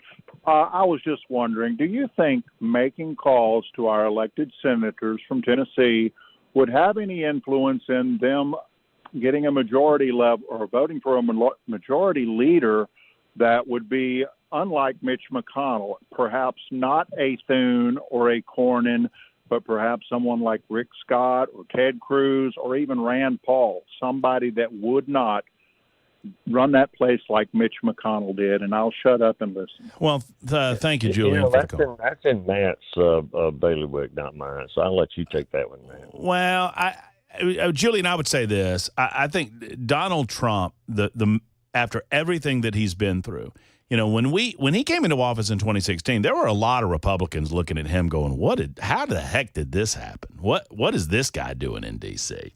And there were a lot of Republicans in elected office loath to side with him on certain things, and they kind of pushed back on him. They, quote-unquote, never Trumpers, and even, hesitant Trumpers. I don't find a lot of those people in Washington, D.C. anymore. So I think the most important person right now, exterior to the Senate, that will aid in deciding who the Senate Majority Leader will be is Donald J. Trump. I understand your concerns about Thune and all that, but the Senate has traditionally been, in my lifetime and in my study of history, it's a body that believes in tradition and rules, and they believe in seniority. It's a big deal to them up there. So that will factor in. It's not the sole determination, obviously, but it will factor in a great deal. But I don't believe that anybody's going to get the votes necessary without Donald Trump being okay with the Senate Majority Leader. That's just my take on it. And frankly, I think whomever is Majority Leader, they're going to understand the mandate that the American people just gave Donald Trump, and they're going to be willing to work with him and promote and push through an agenda that he is approving of. And that's the way that I would answer that. Jay, actually it says it this way. Could you please ask your great lawyer friend, that's nice, if a stepchild would be considered next of kin if no will is left between the father and the stepmother and they both die? Or would it go to a different blood relative? No. Stepchildren are not considered heirs without a will. That's just the short, simple answer, no. Okay. Well, there you go. 4152, there is your answer. 4434 says, could you please ask Jay this? I'm needing a tenants' rights attorney for Davidson County, and that's the whole thing. So what does a tenant's right? Have you ever heard of that, Jay? A tenant's rights attorney? Yeah, no, this is somebody who's probably renting, and his landlord is messing with him. I don't know of any personally, all these lawyers advertise, but, that's not a really good way to pick a lawyer. But I would go on the web, search for tenants' rights attorneys in Davidson County and see who pops up. I'd call that person, and then if you're comfortable with them, do business with them. If you're not, then you can find me on the internet. It was Littler Mendelson. Shoot me an email, and I'll do some poking around and find you the best person I can. Oh, that's great. Jay, you're always so good to our folks, and I appreciate that. I won't tell you the reason. I won't tell you the reason why. Well, maybe I did. It has to do when I go up to the pearly gates of St. Peter opens the Book of Life. Mm-hmm. Mm-hmm. I got a lot of black marks over there on the right side, man. Mm-hmm. I need some good check marks over there on the left side. You got a lot of those too, buddy. I've known you long enough to know. As a matter of fact, there's a couple over there for me. That's right. Thank you, man. I mean, look, you're helping me get into heaven. Well, I don't say that. You're helping me out, but I think there's a couple of those over there for me. All right, here's the last question. We've backslid a couple of times at the casino. That's true. That's true. But we need a little celebratory backsliding after the Trump victory. We're going to figure that out. All right, here's your final question, Jay, from the listeners. 7019 out of Mount Juliet wants to know if there is any federal or state statute that will keep Alabama out of the 12-team college playoff. After all, they did lose to Vanderbilt. How about that? I love college football. I saw a big time Alabama. Auburn rolled Toomer's corner after Trump won. After Trump won, and folks in Tennessee may not know the significance of that, but it's a prominent place right on campus, and they always roll it when they win. And so this big Alabama fan got on the Twitter and said, "My family may hate this for this, but I'm really proud of Auburn for doing that." Ken, let me ask Ken. Ken, do you know about that tradition? What's that? So the Auburn Tigers, when they win a big football game, they've got these oak trees on the corner of their campus, and they go and they throw toilet paper up into the trees, and they call it rolling Toomer's corner. Oh. And after really big wins, and I guess they do it after every home win, but after really big wins, they roll Toomer's corner, and after Trump won the other night, they went and they rolled Toomer's corner. That's great. That's good. Did they release the eagle? No, I don't know if they. I don't know if they let the eagle go or not. They ought to. They ought to. I mean, after all, Donald Trump's had one in his office. Jay, you know how much I love these visits together, my friend, and we'll do it again very soon. And we'll get over to Tunica. No, I like it. I'll text you. Let's make that happen. Yep, we'll do it. All right, talk to you soon, my friend. All right, buddy. All right, take care. There's Jay St. Clair, 51 after the hour, Super Talk 99.7 WTN. Okay. We're going to break down where we are in the House and Senate races right now. We're going to break down where leftists are right now, and let me just give you a little tip. It's not good.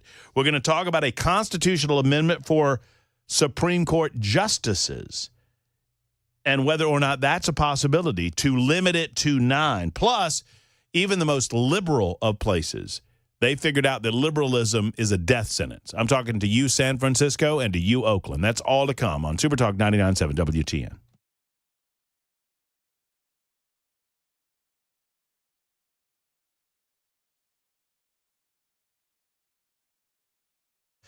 USS stands for United Structural Systems, and they also stand for their community. And I'm so proud of USS for giving up their time to talk to you about a very important thing. USS, United Structural Systems, they are a sponsor of the Run to Remember Tristan 5K and 1 Mile Fun Run in Pleasant View, Tennessee. This coming Saturday, tomorrow at 9 a.m. Tomorrow, November 9th at 7 a.m. The event, held in Pleasant View Community Park, is going to be dedicated to honoring the life and memory of Tristan Franklin, bringing family and friends together to celebrate his legacy. In addition to celebrating Tristan's life, the event is a fundraiser. It will raise money for the Tristan Franklin Foundation, an organization with the mission to support and equip Cheatham County student athletes.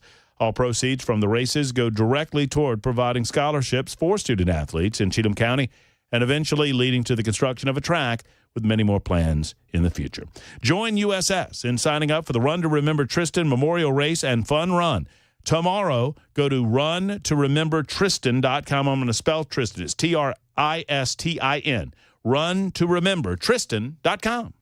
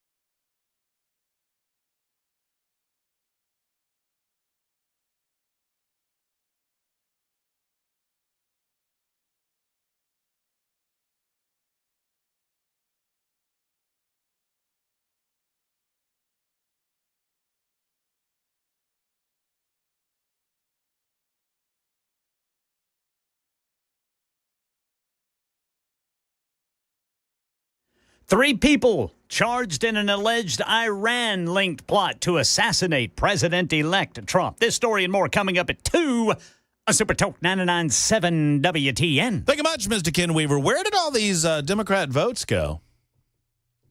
We've been watching this. Man, oh, man, did Democrats just stay home? Did all the Democrats die? What happened? Because, Donald Trump's vote totals from 2020 to 2024 are going to be about the same when all is said and done, when they get everything counted. Joe Biden got, pardon me, something in my throat, 81 million votes in 2020. Kamala Harris is only up to 69 million so far. I thought I addressed this in the title of the show. You did. Okay. We're going to address it next hour. We're going to talk about Brian Wilson's got a big announcement coming up at 3 o'clock this afternoon. We'll reflect on that. And Judy's coming up. Your telephone call's coming up. I've got another hour to go. It is Super Talk 99.7 WTN. Here comes the newscast. Stand by.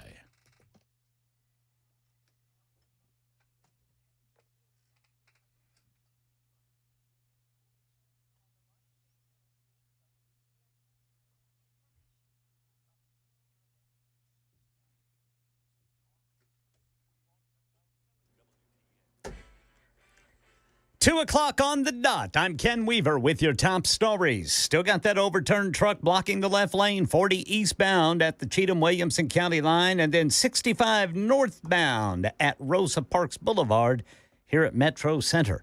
Full forecast in 5 minutes.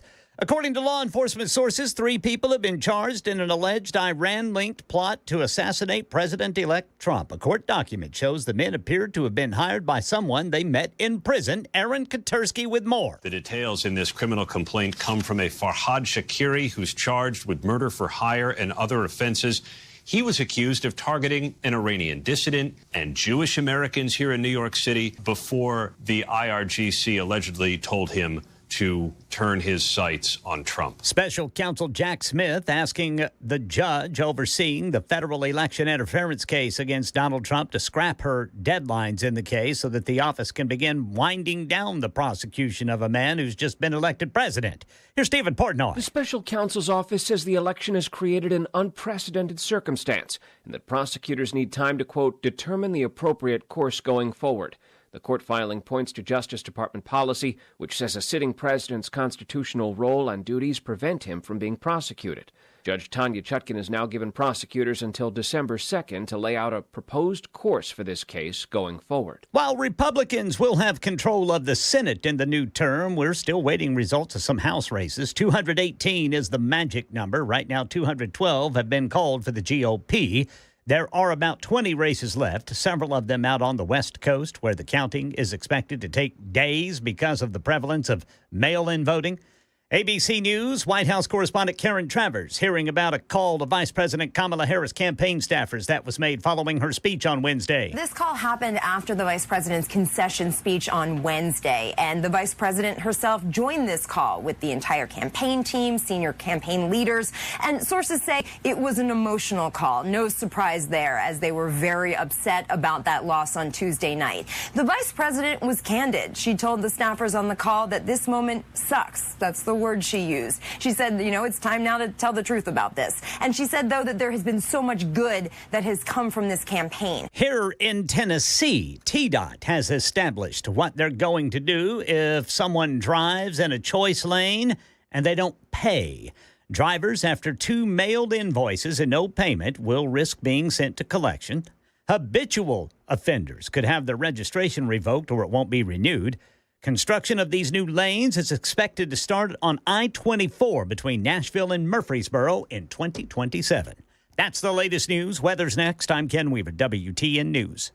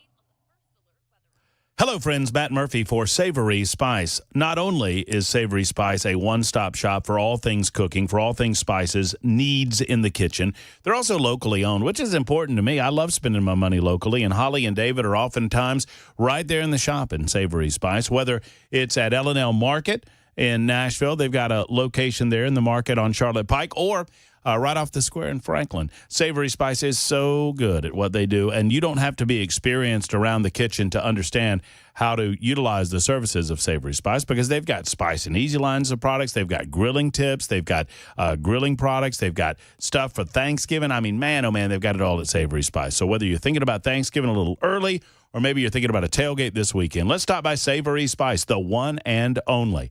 Once again, in the square, in Franklin, next to Gray's Pharmacy, and in L&L Market in Nashville. Tell them that I sent you to the one and only Savory Spice.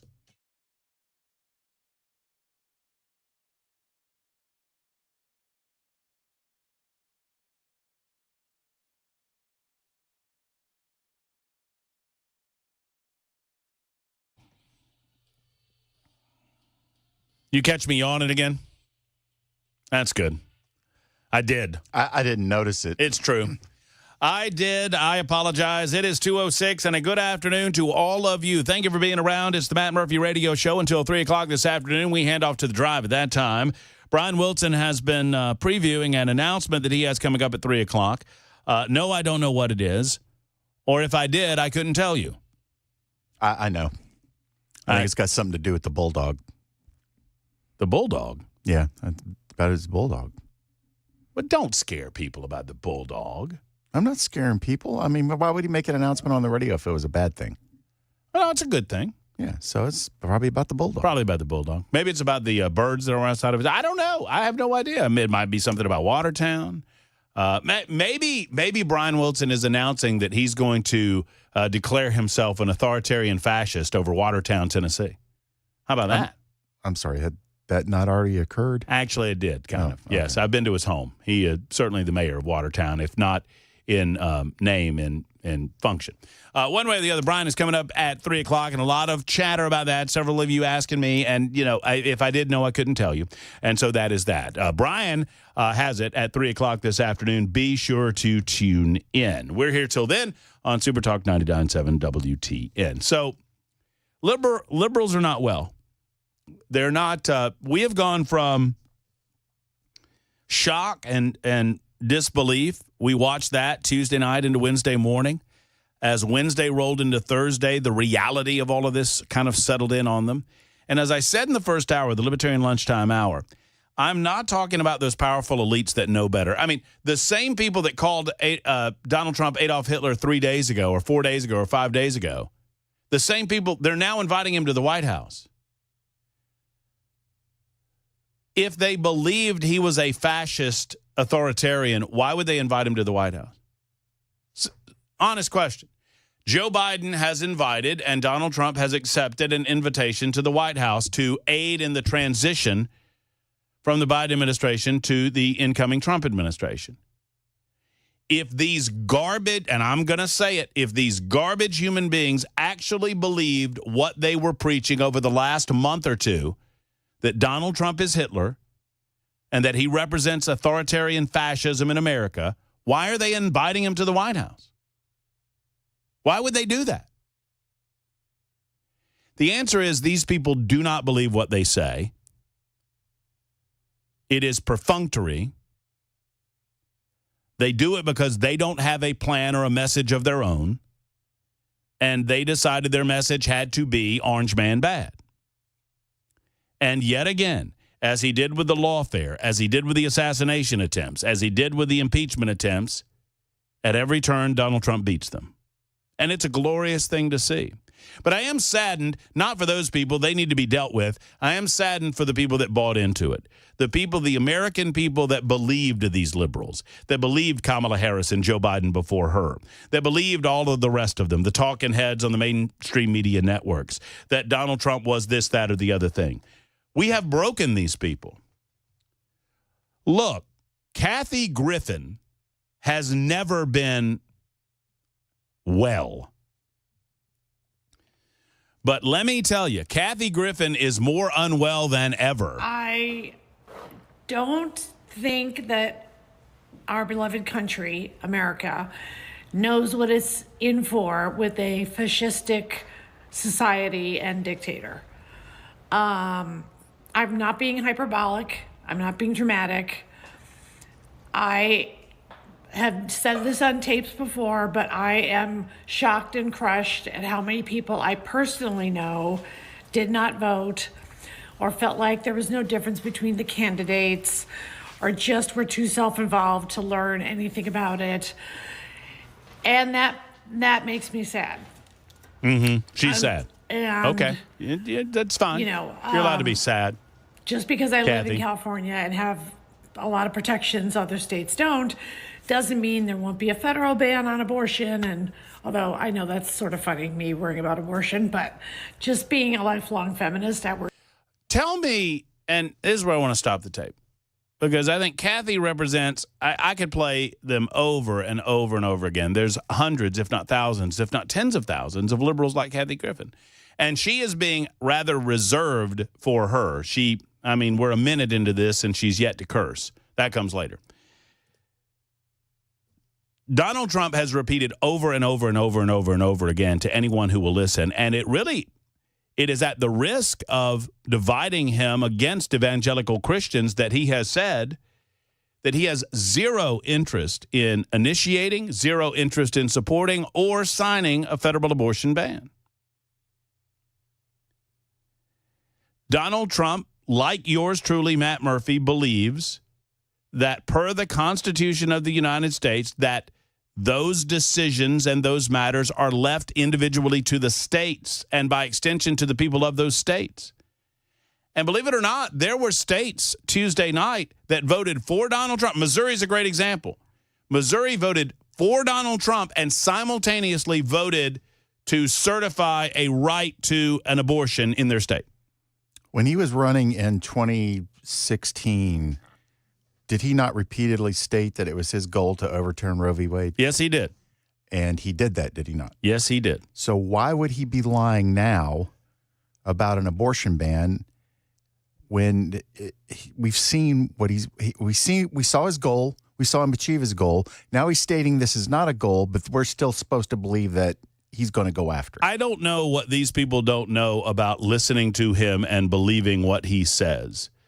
They are assuming that he's lying to them when he's not, obviously. I guess they're accustomed to candidates that just say what they think you want to hear and then do the opposite.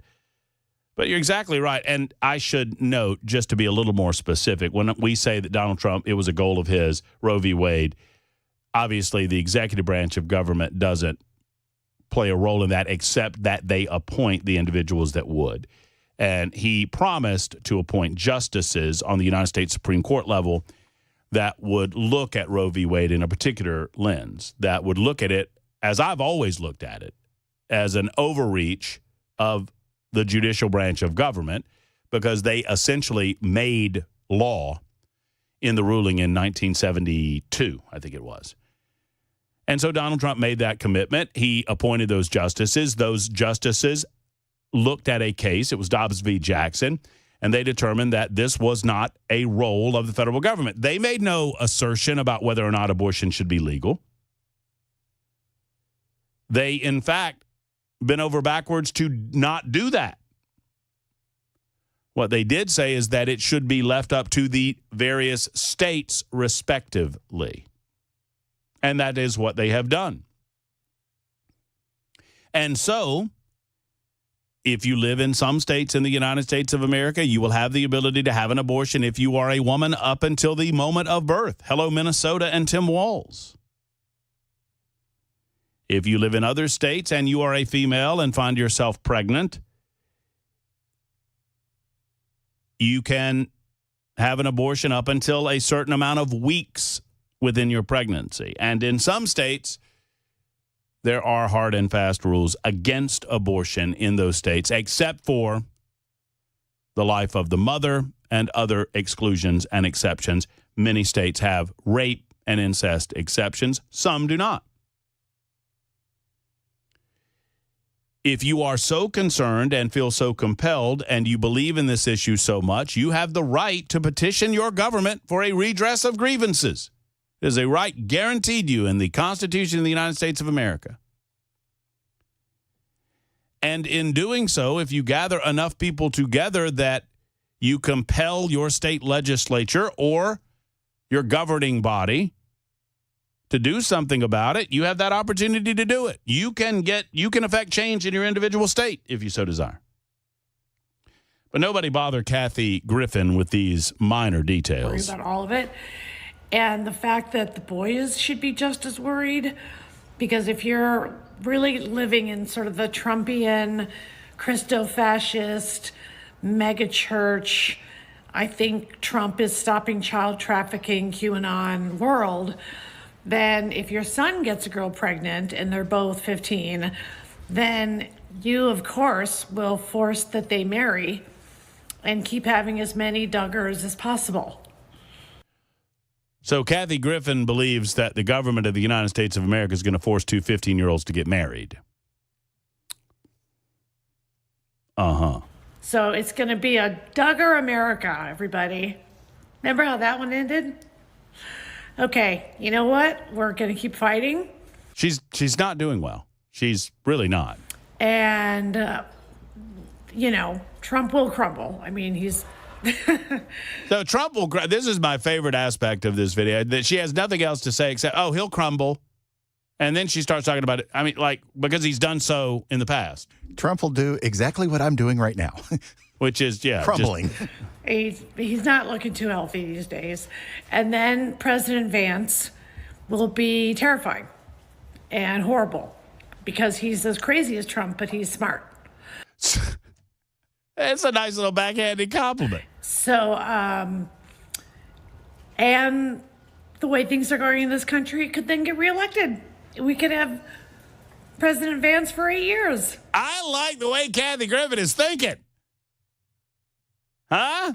Which I kind of wish some of my friends had thought about yesterday that weren't voting. Hold on, she's going to say the S-bomb here. Let me see if I catch it. So now we're paying the price. I think I got it. And freedom isn't free, and we've been free. And technically, we're still a democracy. I was assured that once he was reelected, we wouldn't be. American carnage and all that's that what he stuff. said. Even George W. Bush famously said that was... She says the S word there. It's going to be weirder and scarier. But I just want to put this out there again. Gays, you may not be safe. All right, that's what I want to get to, and I don't care about Kathy Griffin beyond that. I've heard liberal after liberal after liberal after liberal suggest that gay people are at risk. Can someone explain that to me? I mean, I am at a loss for what the hell you're talking about. Explain to me how gay Americans are at risk under a Trump presidency. What did Trump do as president of the United States of America between 2017 and 2021 that was, quote unquote, anti-gay? There were literally two men that got married at Mara Lago, and Trump went to congratulate them and appeared in a picture with them. I just don't I get that you don't like his policy. I get if you don't like southern border security. I get if you don't like the foreign policy. I get if you don't like energy. I get if you've bought into the climate change hoax. I get these issues that you disagree with Trump on, but they make things up. Like, I had a former friend from college write on Facebook, if you have a gay friend and you don't realize that gay friend is petrified right now over what happened Tuesday, then you don't really have a gay friend. You just know a gay person. And I wrote on her Facebook page, and I said, I understand we disagree on politics. That's fine. She's a theater girl. So that's fine. Can you please explain to me what Donald Trump has done to gay people? Well, we're just going to agree to disagree on this. That's what I got. No, it's not a matter of agreeing to disagree. It's a matter of me asking you an earnest question. What has Donald Trump done that would lead you to believe that gay people should be petrified in America today. Donald Trump has stated that he didn't have a problem with gay marriage. And once again, I understand that many evangelicals kind of hold their nose when they hear that type of thing, but it baffles me. If this guy is so awful, why do y'all have to make things up that are so awful? Why not just use the things that you already got? Judy is next up. Judy, thank you so much for holding. I appreciate you. How are you? Hey, Matt. Hey, Judy. Can you hear me? I can. Okay, this is Jersey Judy from the other night. Jersey Judy. How are you doing? Yeah. I woke up this morning at peace because it just took me a few days to realize that Trump actually won. So I've had like total anxiety leading up until, the moment. But a couple things I just wanted to comment on.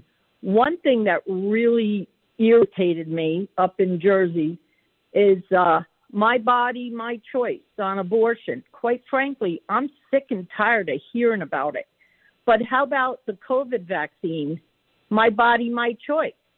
What about that? And they were trying to mandate in the communist states that everybody get vaccinated. And they said, well, it's to stop the spread or, whatever. And then they found out, hey, it really doesn't stop the spread. Oh, it's going to make your symptoms less. Well, why do you care how sick I get? That's like my business. It's my body, my choice to choose how sick I want to get.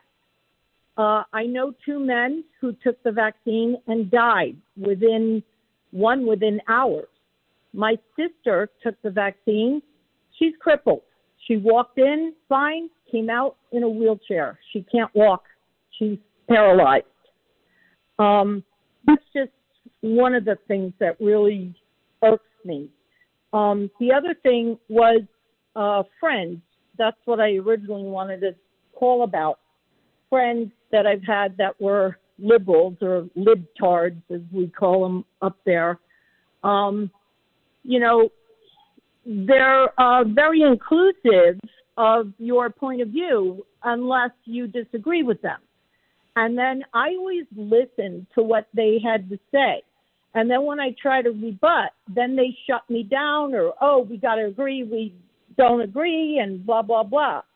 But last night I had an interesting phone call from a friend in Frankfurt, Germany, who called up to ask me about how does America feel about, Trump. And he was asking me, hey, can I ask you some questions? He's very socialist and liberal in that regard. But now he wanted to understand, hey, can you explain to me what happened on January 6th? So I was on the phone for 4 hours to Frankfurt, Germany last night. Wow. Explaining all this stuff. And his news source over there in Germany is CNN.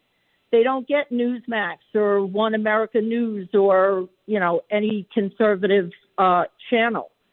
So I explained to him some things. So he says, oh, but he took the time to ask me the questions and then to listen to my answers.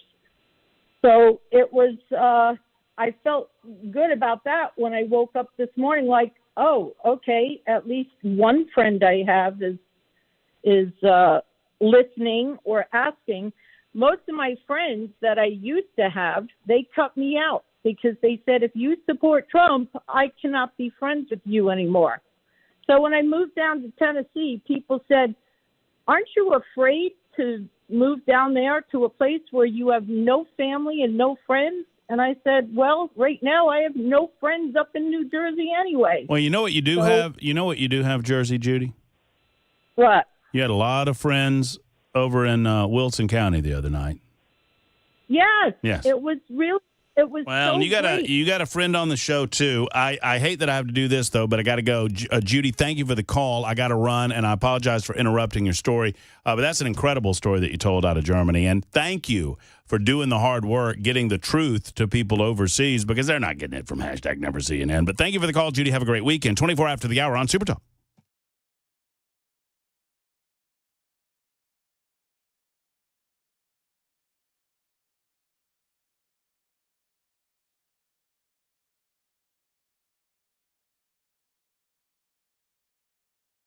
Hello, friends. Matt Murphy for The Safe House. You know, Mark and the Safe House team, they want you to be extra special safe in your home, in your place of business, and you do that by buying a safe from The Safe House, which can house those guns that can keep you safe from intrusion, can house that important paperwork in your safe to make sure that it's safe from fire or theft. All things important should go in a safe in your home, and you can find that safe at Nashville Safe House. They have more than you can possibly imagine. I'm telling you, you think you've seen a lot of the safes at Nashville Safe House when you go into the showroom, and that's just like a third of them. I mean, they've got over 200 in the showroom and well over that in their warehouse. They have the safe that's right for you. Don't forget, gun safes are sales tax free at Nashville Safe House, so you've got that going for you, which is nice. They also have a size and a selection available for anyone, starting with Browning. They've got Fort Knox, Champion, Superior, Rhino, and on it goes. Nashville Safe House. Go to NashvilleSafeHouse.com online to check them out, or stop by today.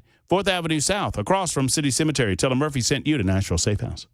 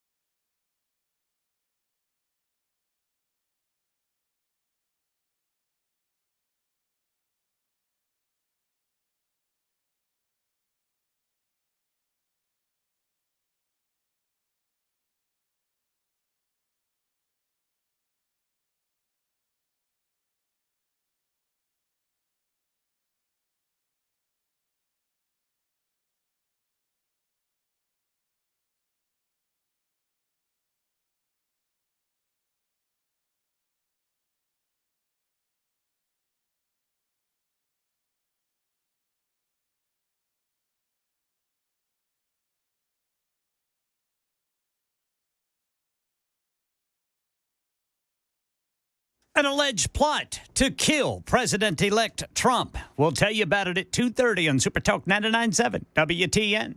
You know, if you want to know how insane it's gotten on social media over the last several days, and look, I'm here for it. I am absolutely here for it. Just listen to this. It's about 5 seconds, but apparently this is going around on social media. This is what liberal women are left with. Baby, if you wanted to touch my body, you should have voted for it. You hear that? So apparently liberal women are now saying that if you wanted to touch my body, you should have voted for it. Well, I'm sorry. I didn't realize your body was on the ballot. Where did I punch that Chad? I hope I didn't create a pregnant Chad. I mean, what? I don't. So this is the liberal leftist single female play that I should have voted against my American interests because what? Because you think of that much of your body? Steve is in Paris next. Hey, Steve, how are you? Hey, man. Hey, pretty good. Thanks for taking my call, man. And, yeah, I'd have to see that woman before I even thought about trying to touch her body. But anyway, you know, I just want to say thank you. I just want to say thank to all you guys down at WTN, man, for fighting this fight up to this election. I think you guys did make a difference. You know, all the wisdom that you guys brought to the table. I'm sure Phil Valentine is looking down and smiling. I know he's happy. I know he is there with us in spirit and supporting all this. So, and I just want to say thank God, man, that our country didn't just fall out of a coconut tree, and that we don't have to try to, you know, we don't have to try to live through 4 years of word salad and World War III. So, but yeah, man, it's looking good so far. I just hope we win the House. I know that's real important. It's getting close, but we got to win the House, man. We got to have all three in order to fix what's been broken. I understand a lot of people kind of want an imbalanced government, so there won't be too much spending. But I think what we need to realize is the Republican Party. I'm sorry, I didn't mean to interrupt you there, Steve. I've just got to scoot along. I got news to get to in the newsroom with Ken Weaver. But thank you for the kind words. God bless you. It looks good in the House of Representatives, and leadership in the House think that they have that secured in a majority. It's time for the news on Super Talk.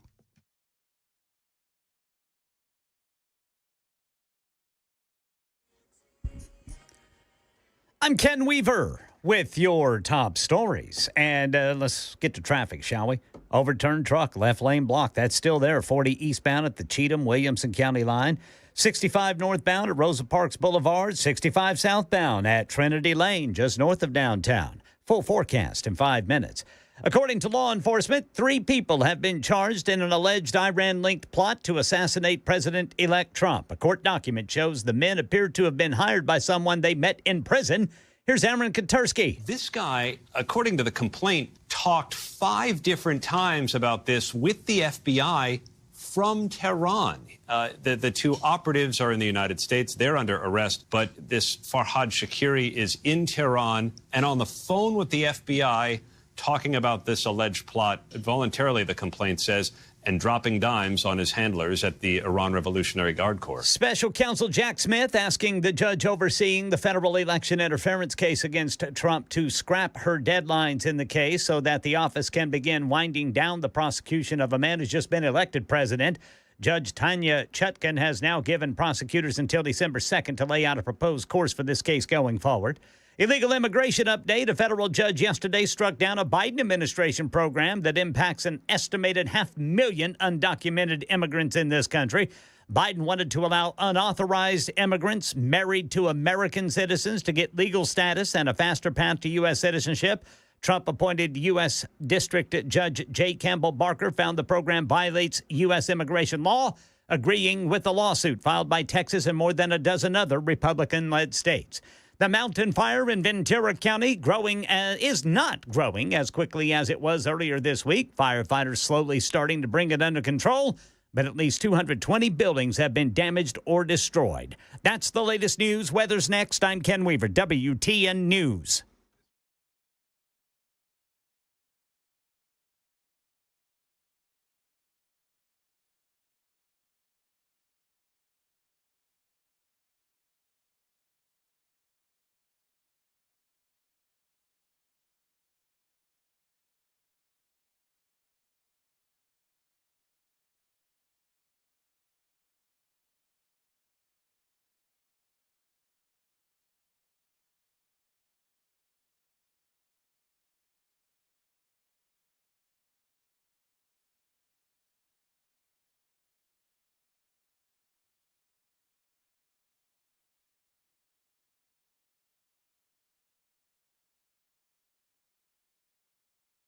Craft Body Scan is your one-stop shop for all things heart and lung scans in Nashville, Tennessee. And as a matter of fact, if you've not heard about these incredible scans, then I'm here to help because their couples heart and lung scans, which are valued at over $2,500, can be yours for $149. All month long, they're doing this at Craft Body Scan. It's a huge savings for anyone looking for simple and non-invasive ways to check their heart and their lung health.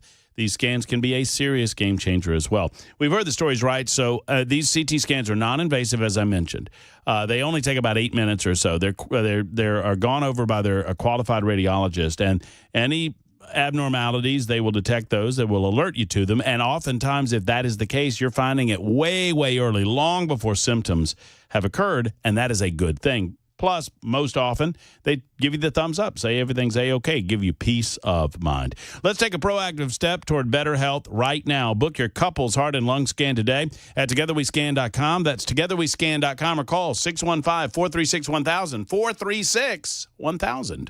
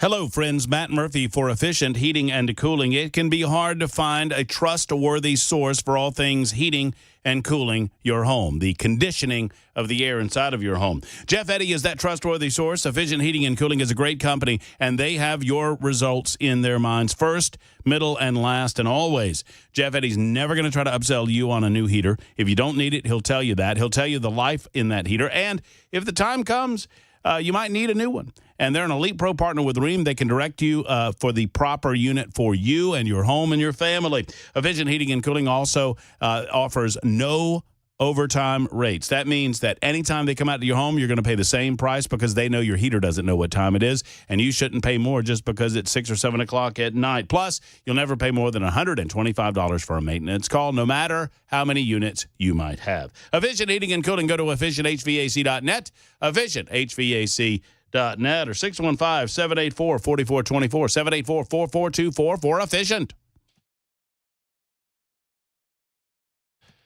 As promised, I'll get to as many of you as possible. Jeff and Tim and Kelly will get to you.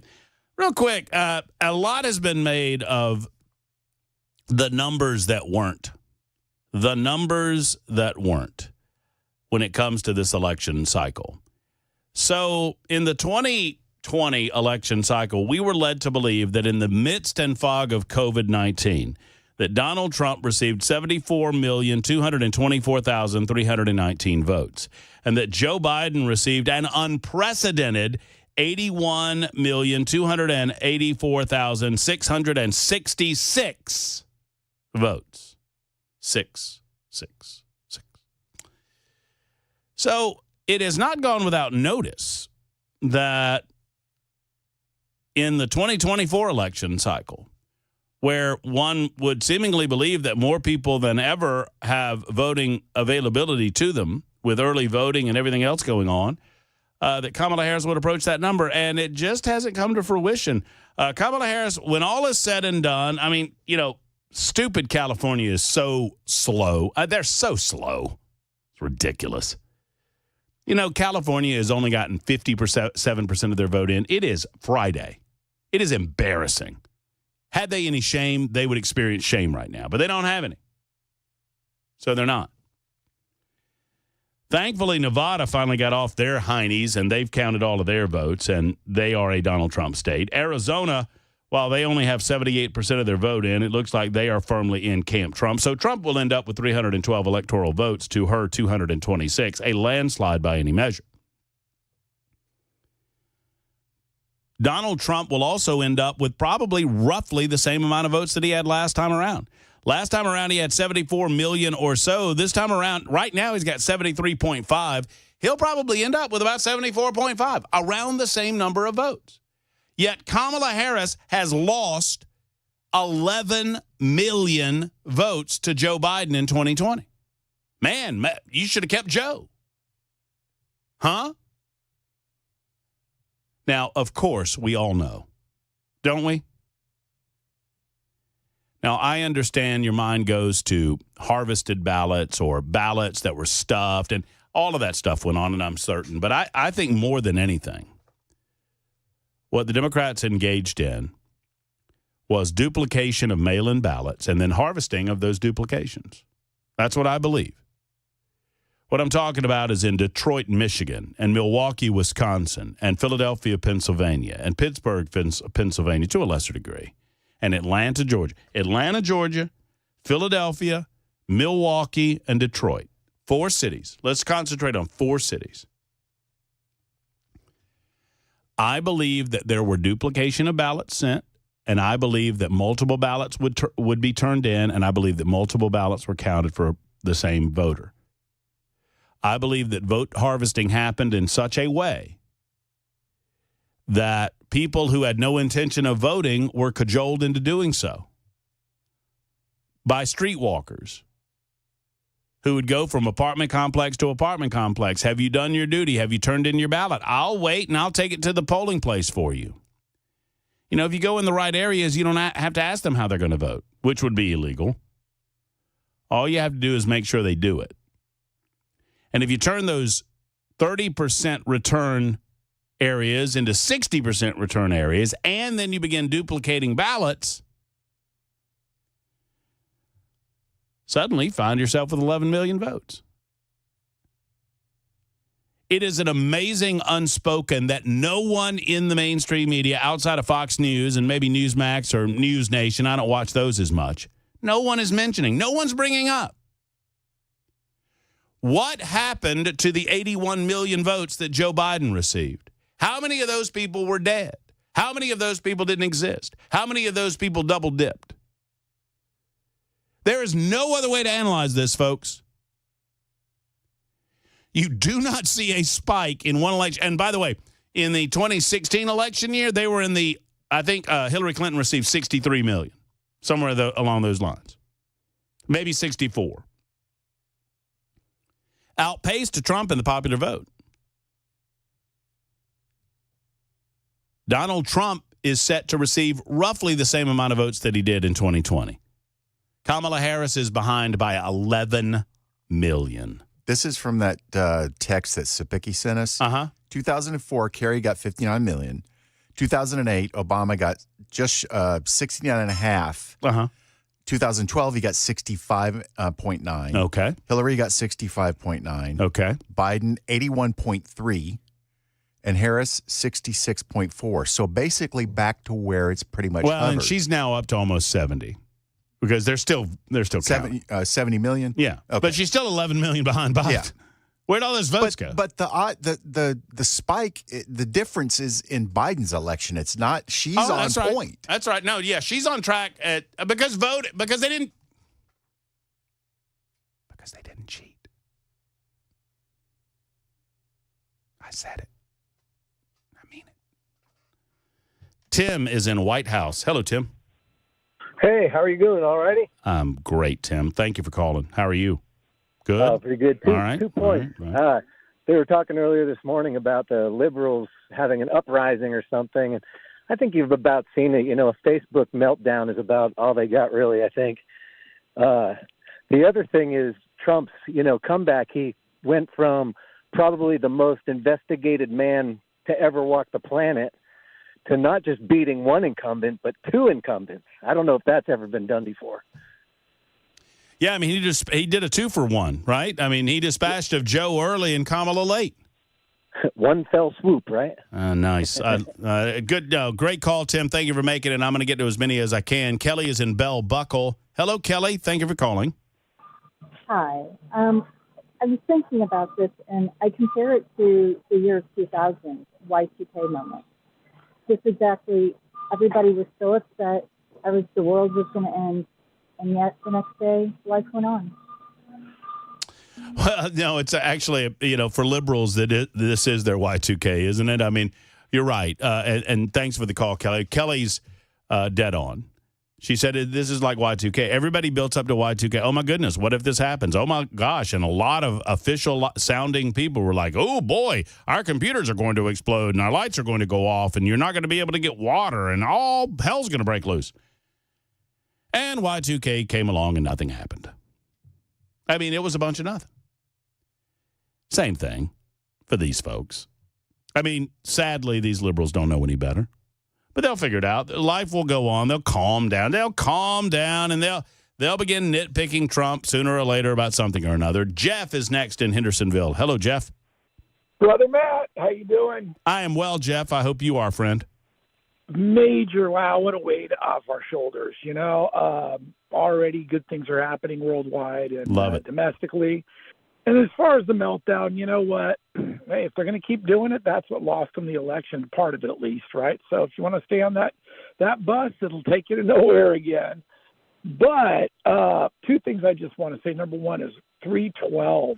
Wow. And the popular vote. Yes, sir. Wow. Yes, sir. I mean, wow. And the second one is like everybody out there listening, never bet Matt on political things where he's got some data. You don't, because I now owe him an Orca Martini cup, which is a really cool. It'll keep your drink cold for, I think, like 8 days or something. So, Matt, I guess my last question is, what's your poison? Because I'm going to craft you a cocktail in that beautiful cup, and I'm going to swing it down to you next week. But what's your poison? Well, I'm not going to hold you to any of this, but Jeff, you do what your conscience dictates for you to do, and whatever beverage is inside of that glass when you give it to me, if you choose to do so, I will drink it.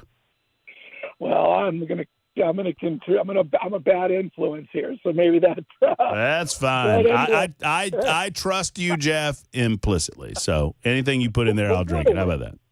What a weight off our shoulders, though.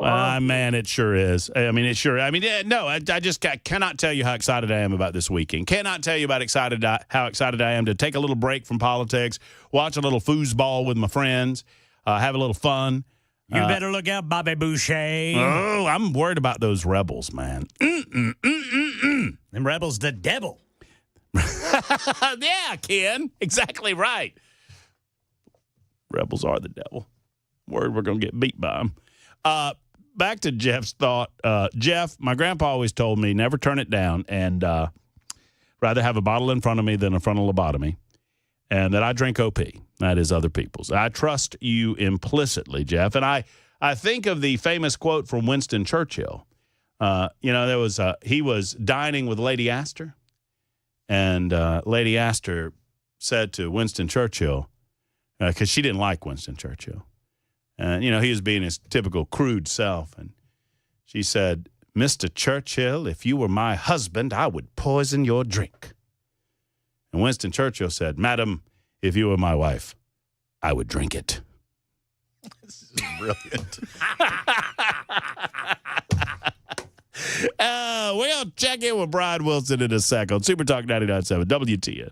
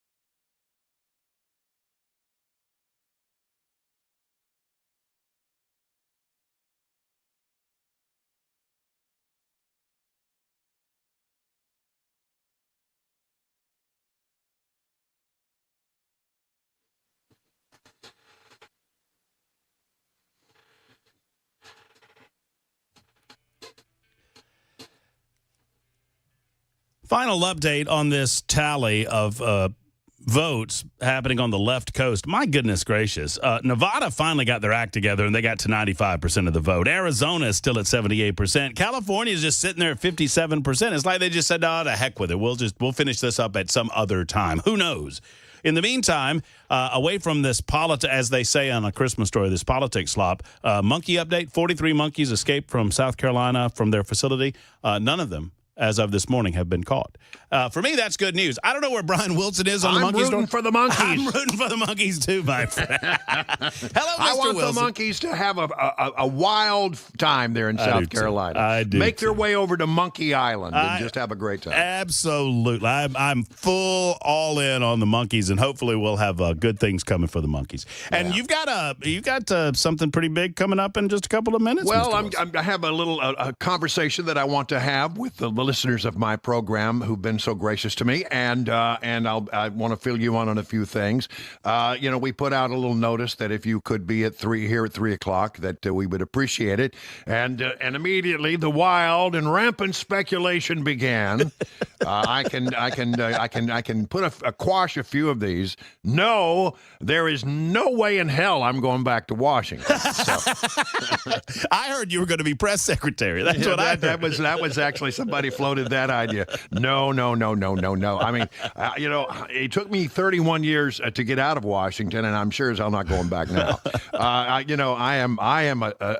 It took me forever to get to Tennessee, but I'm glad that I'm here now, and I have no intentions of leaving. I've heard that it might have something to do with the military coup takeover of Watertown. I don't know if that's true or not, but I've heard that you're gathering the troops at the city limits of Watertown, and you're taking that place over. That's what I've heard.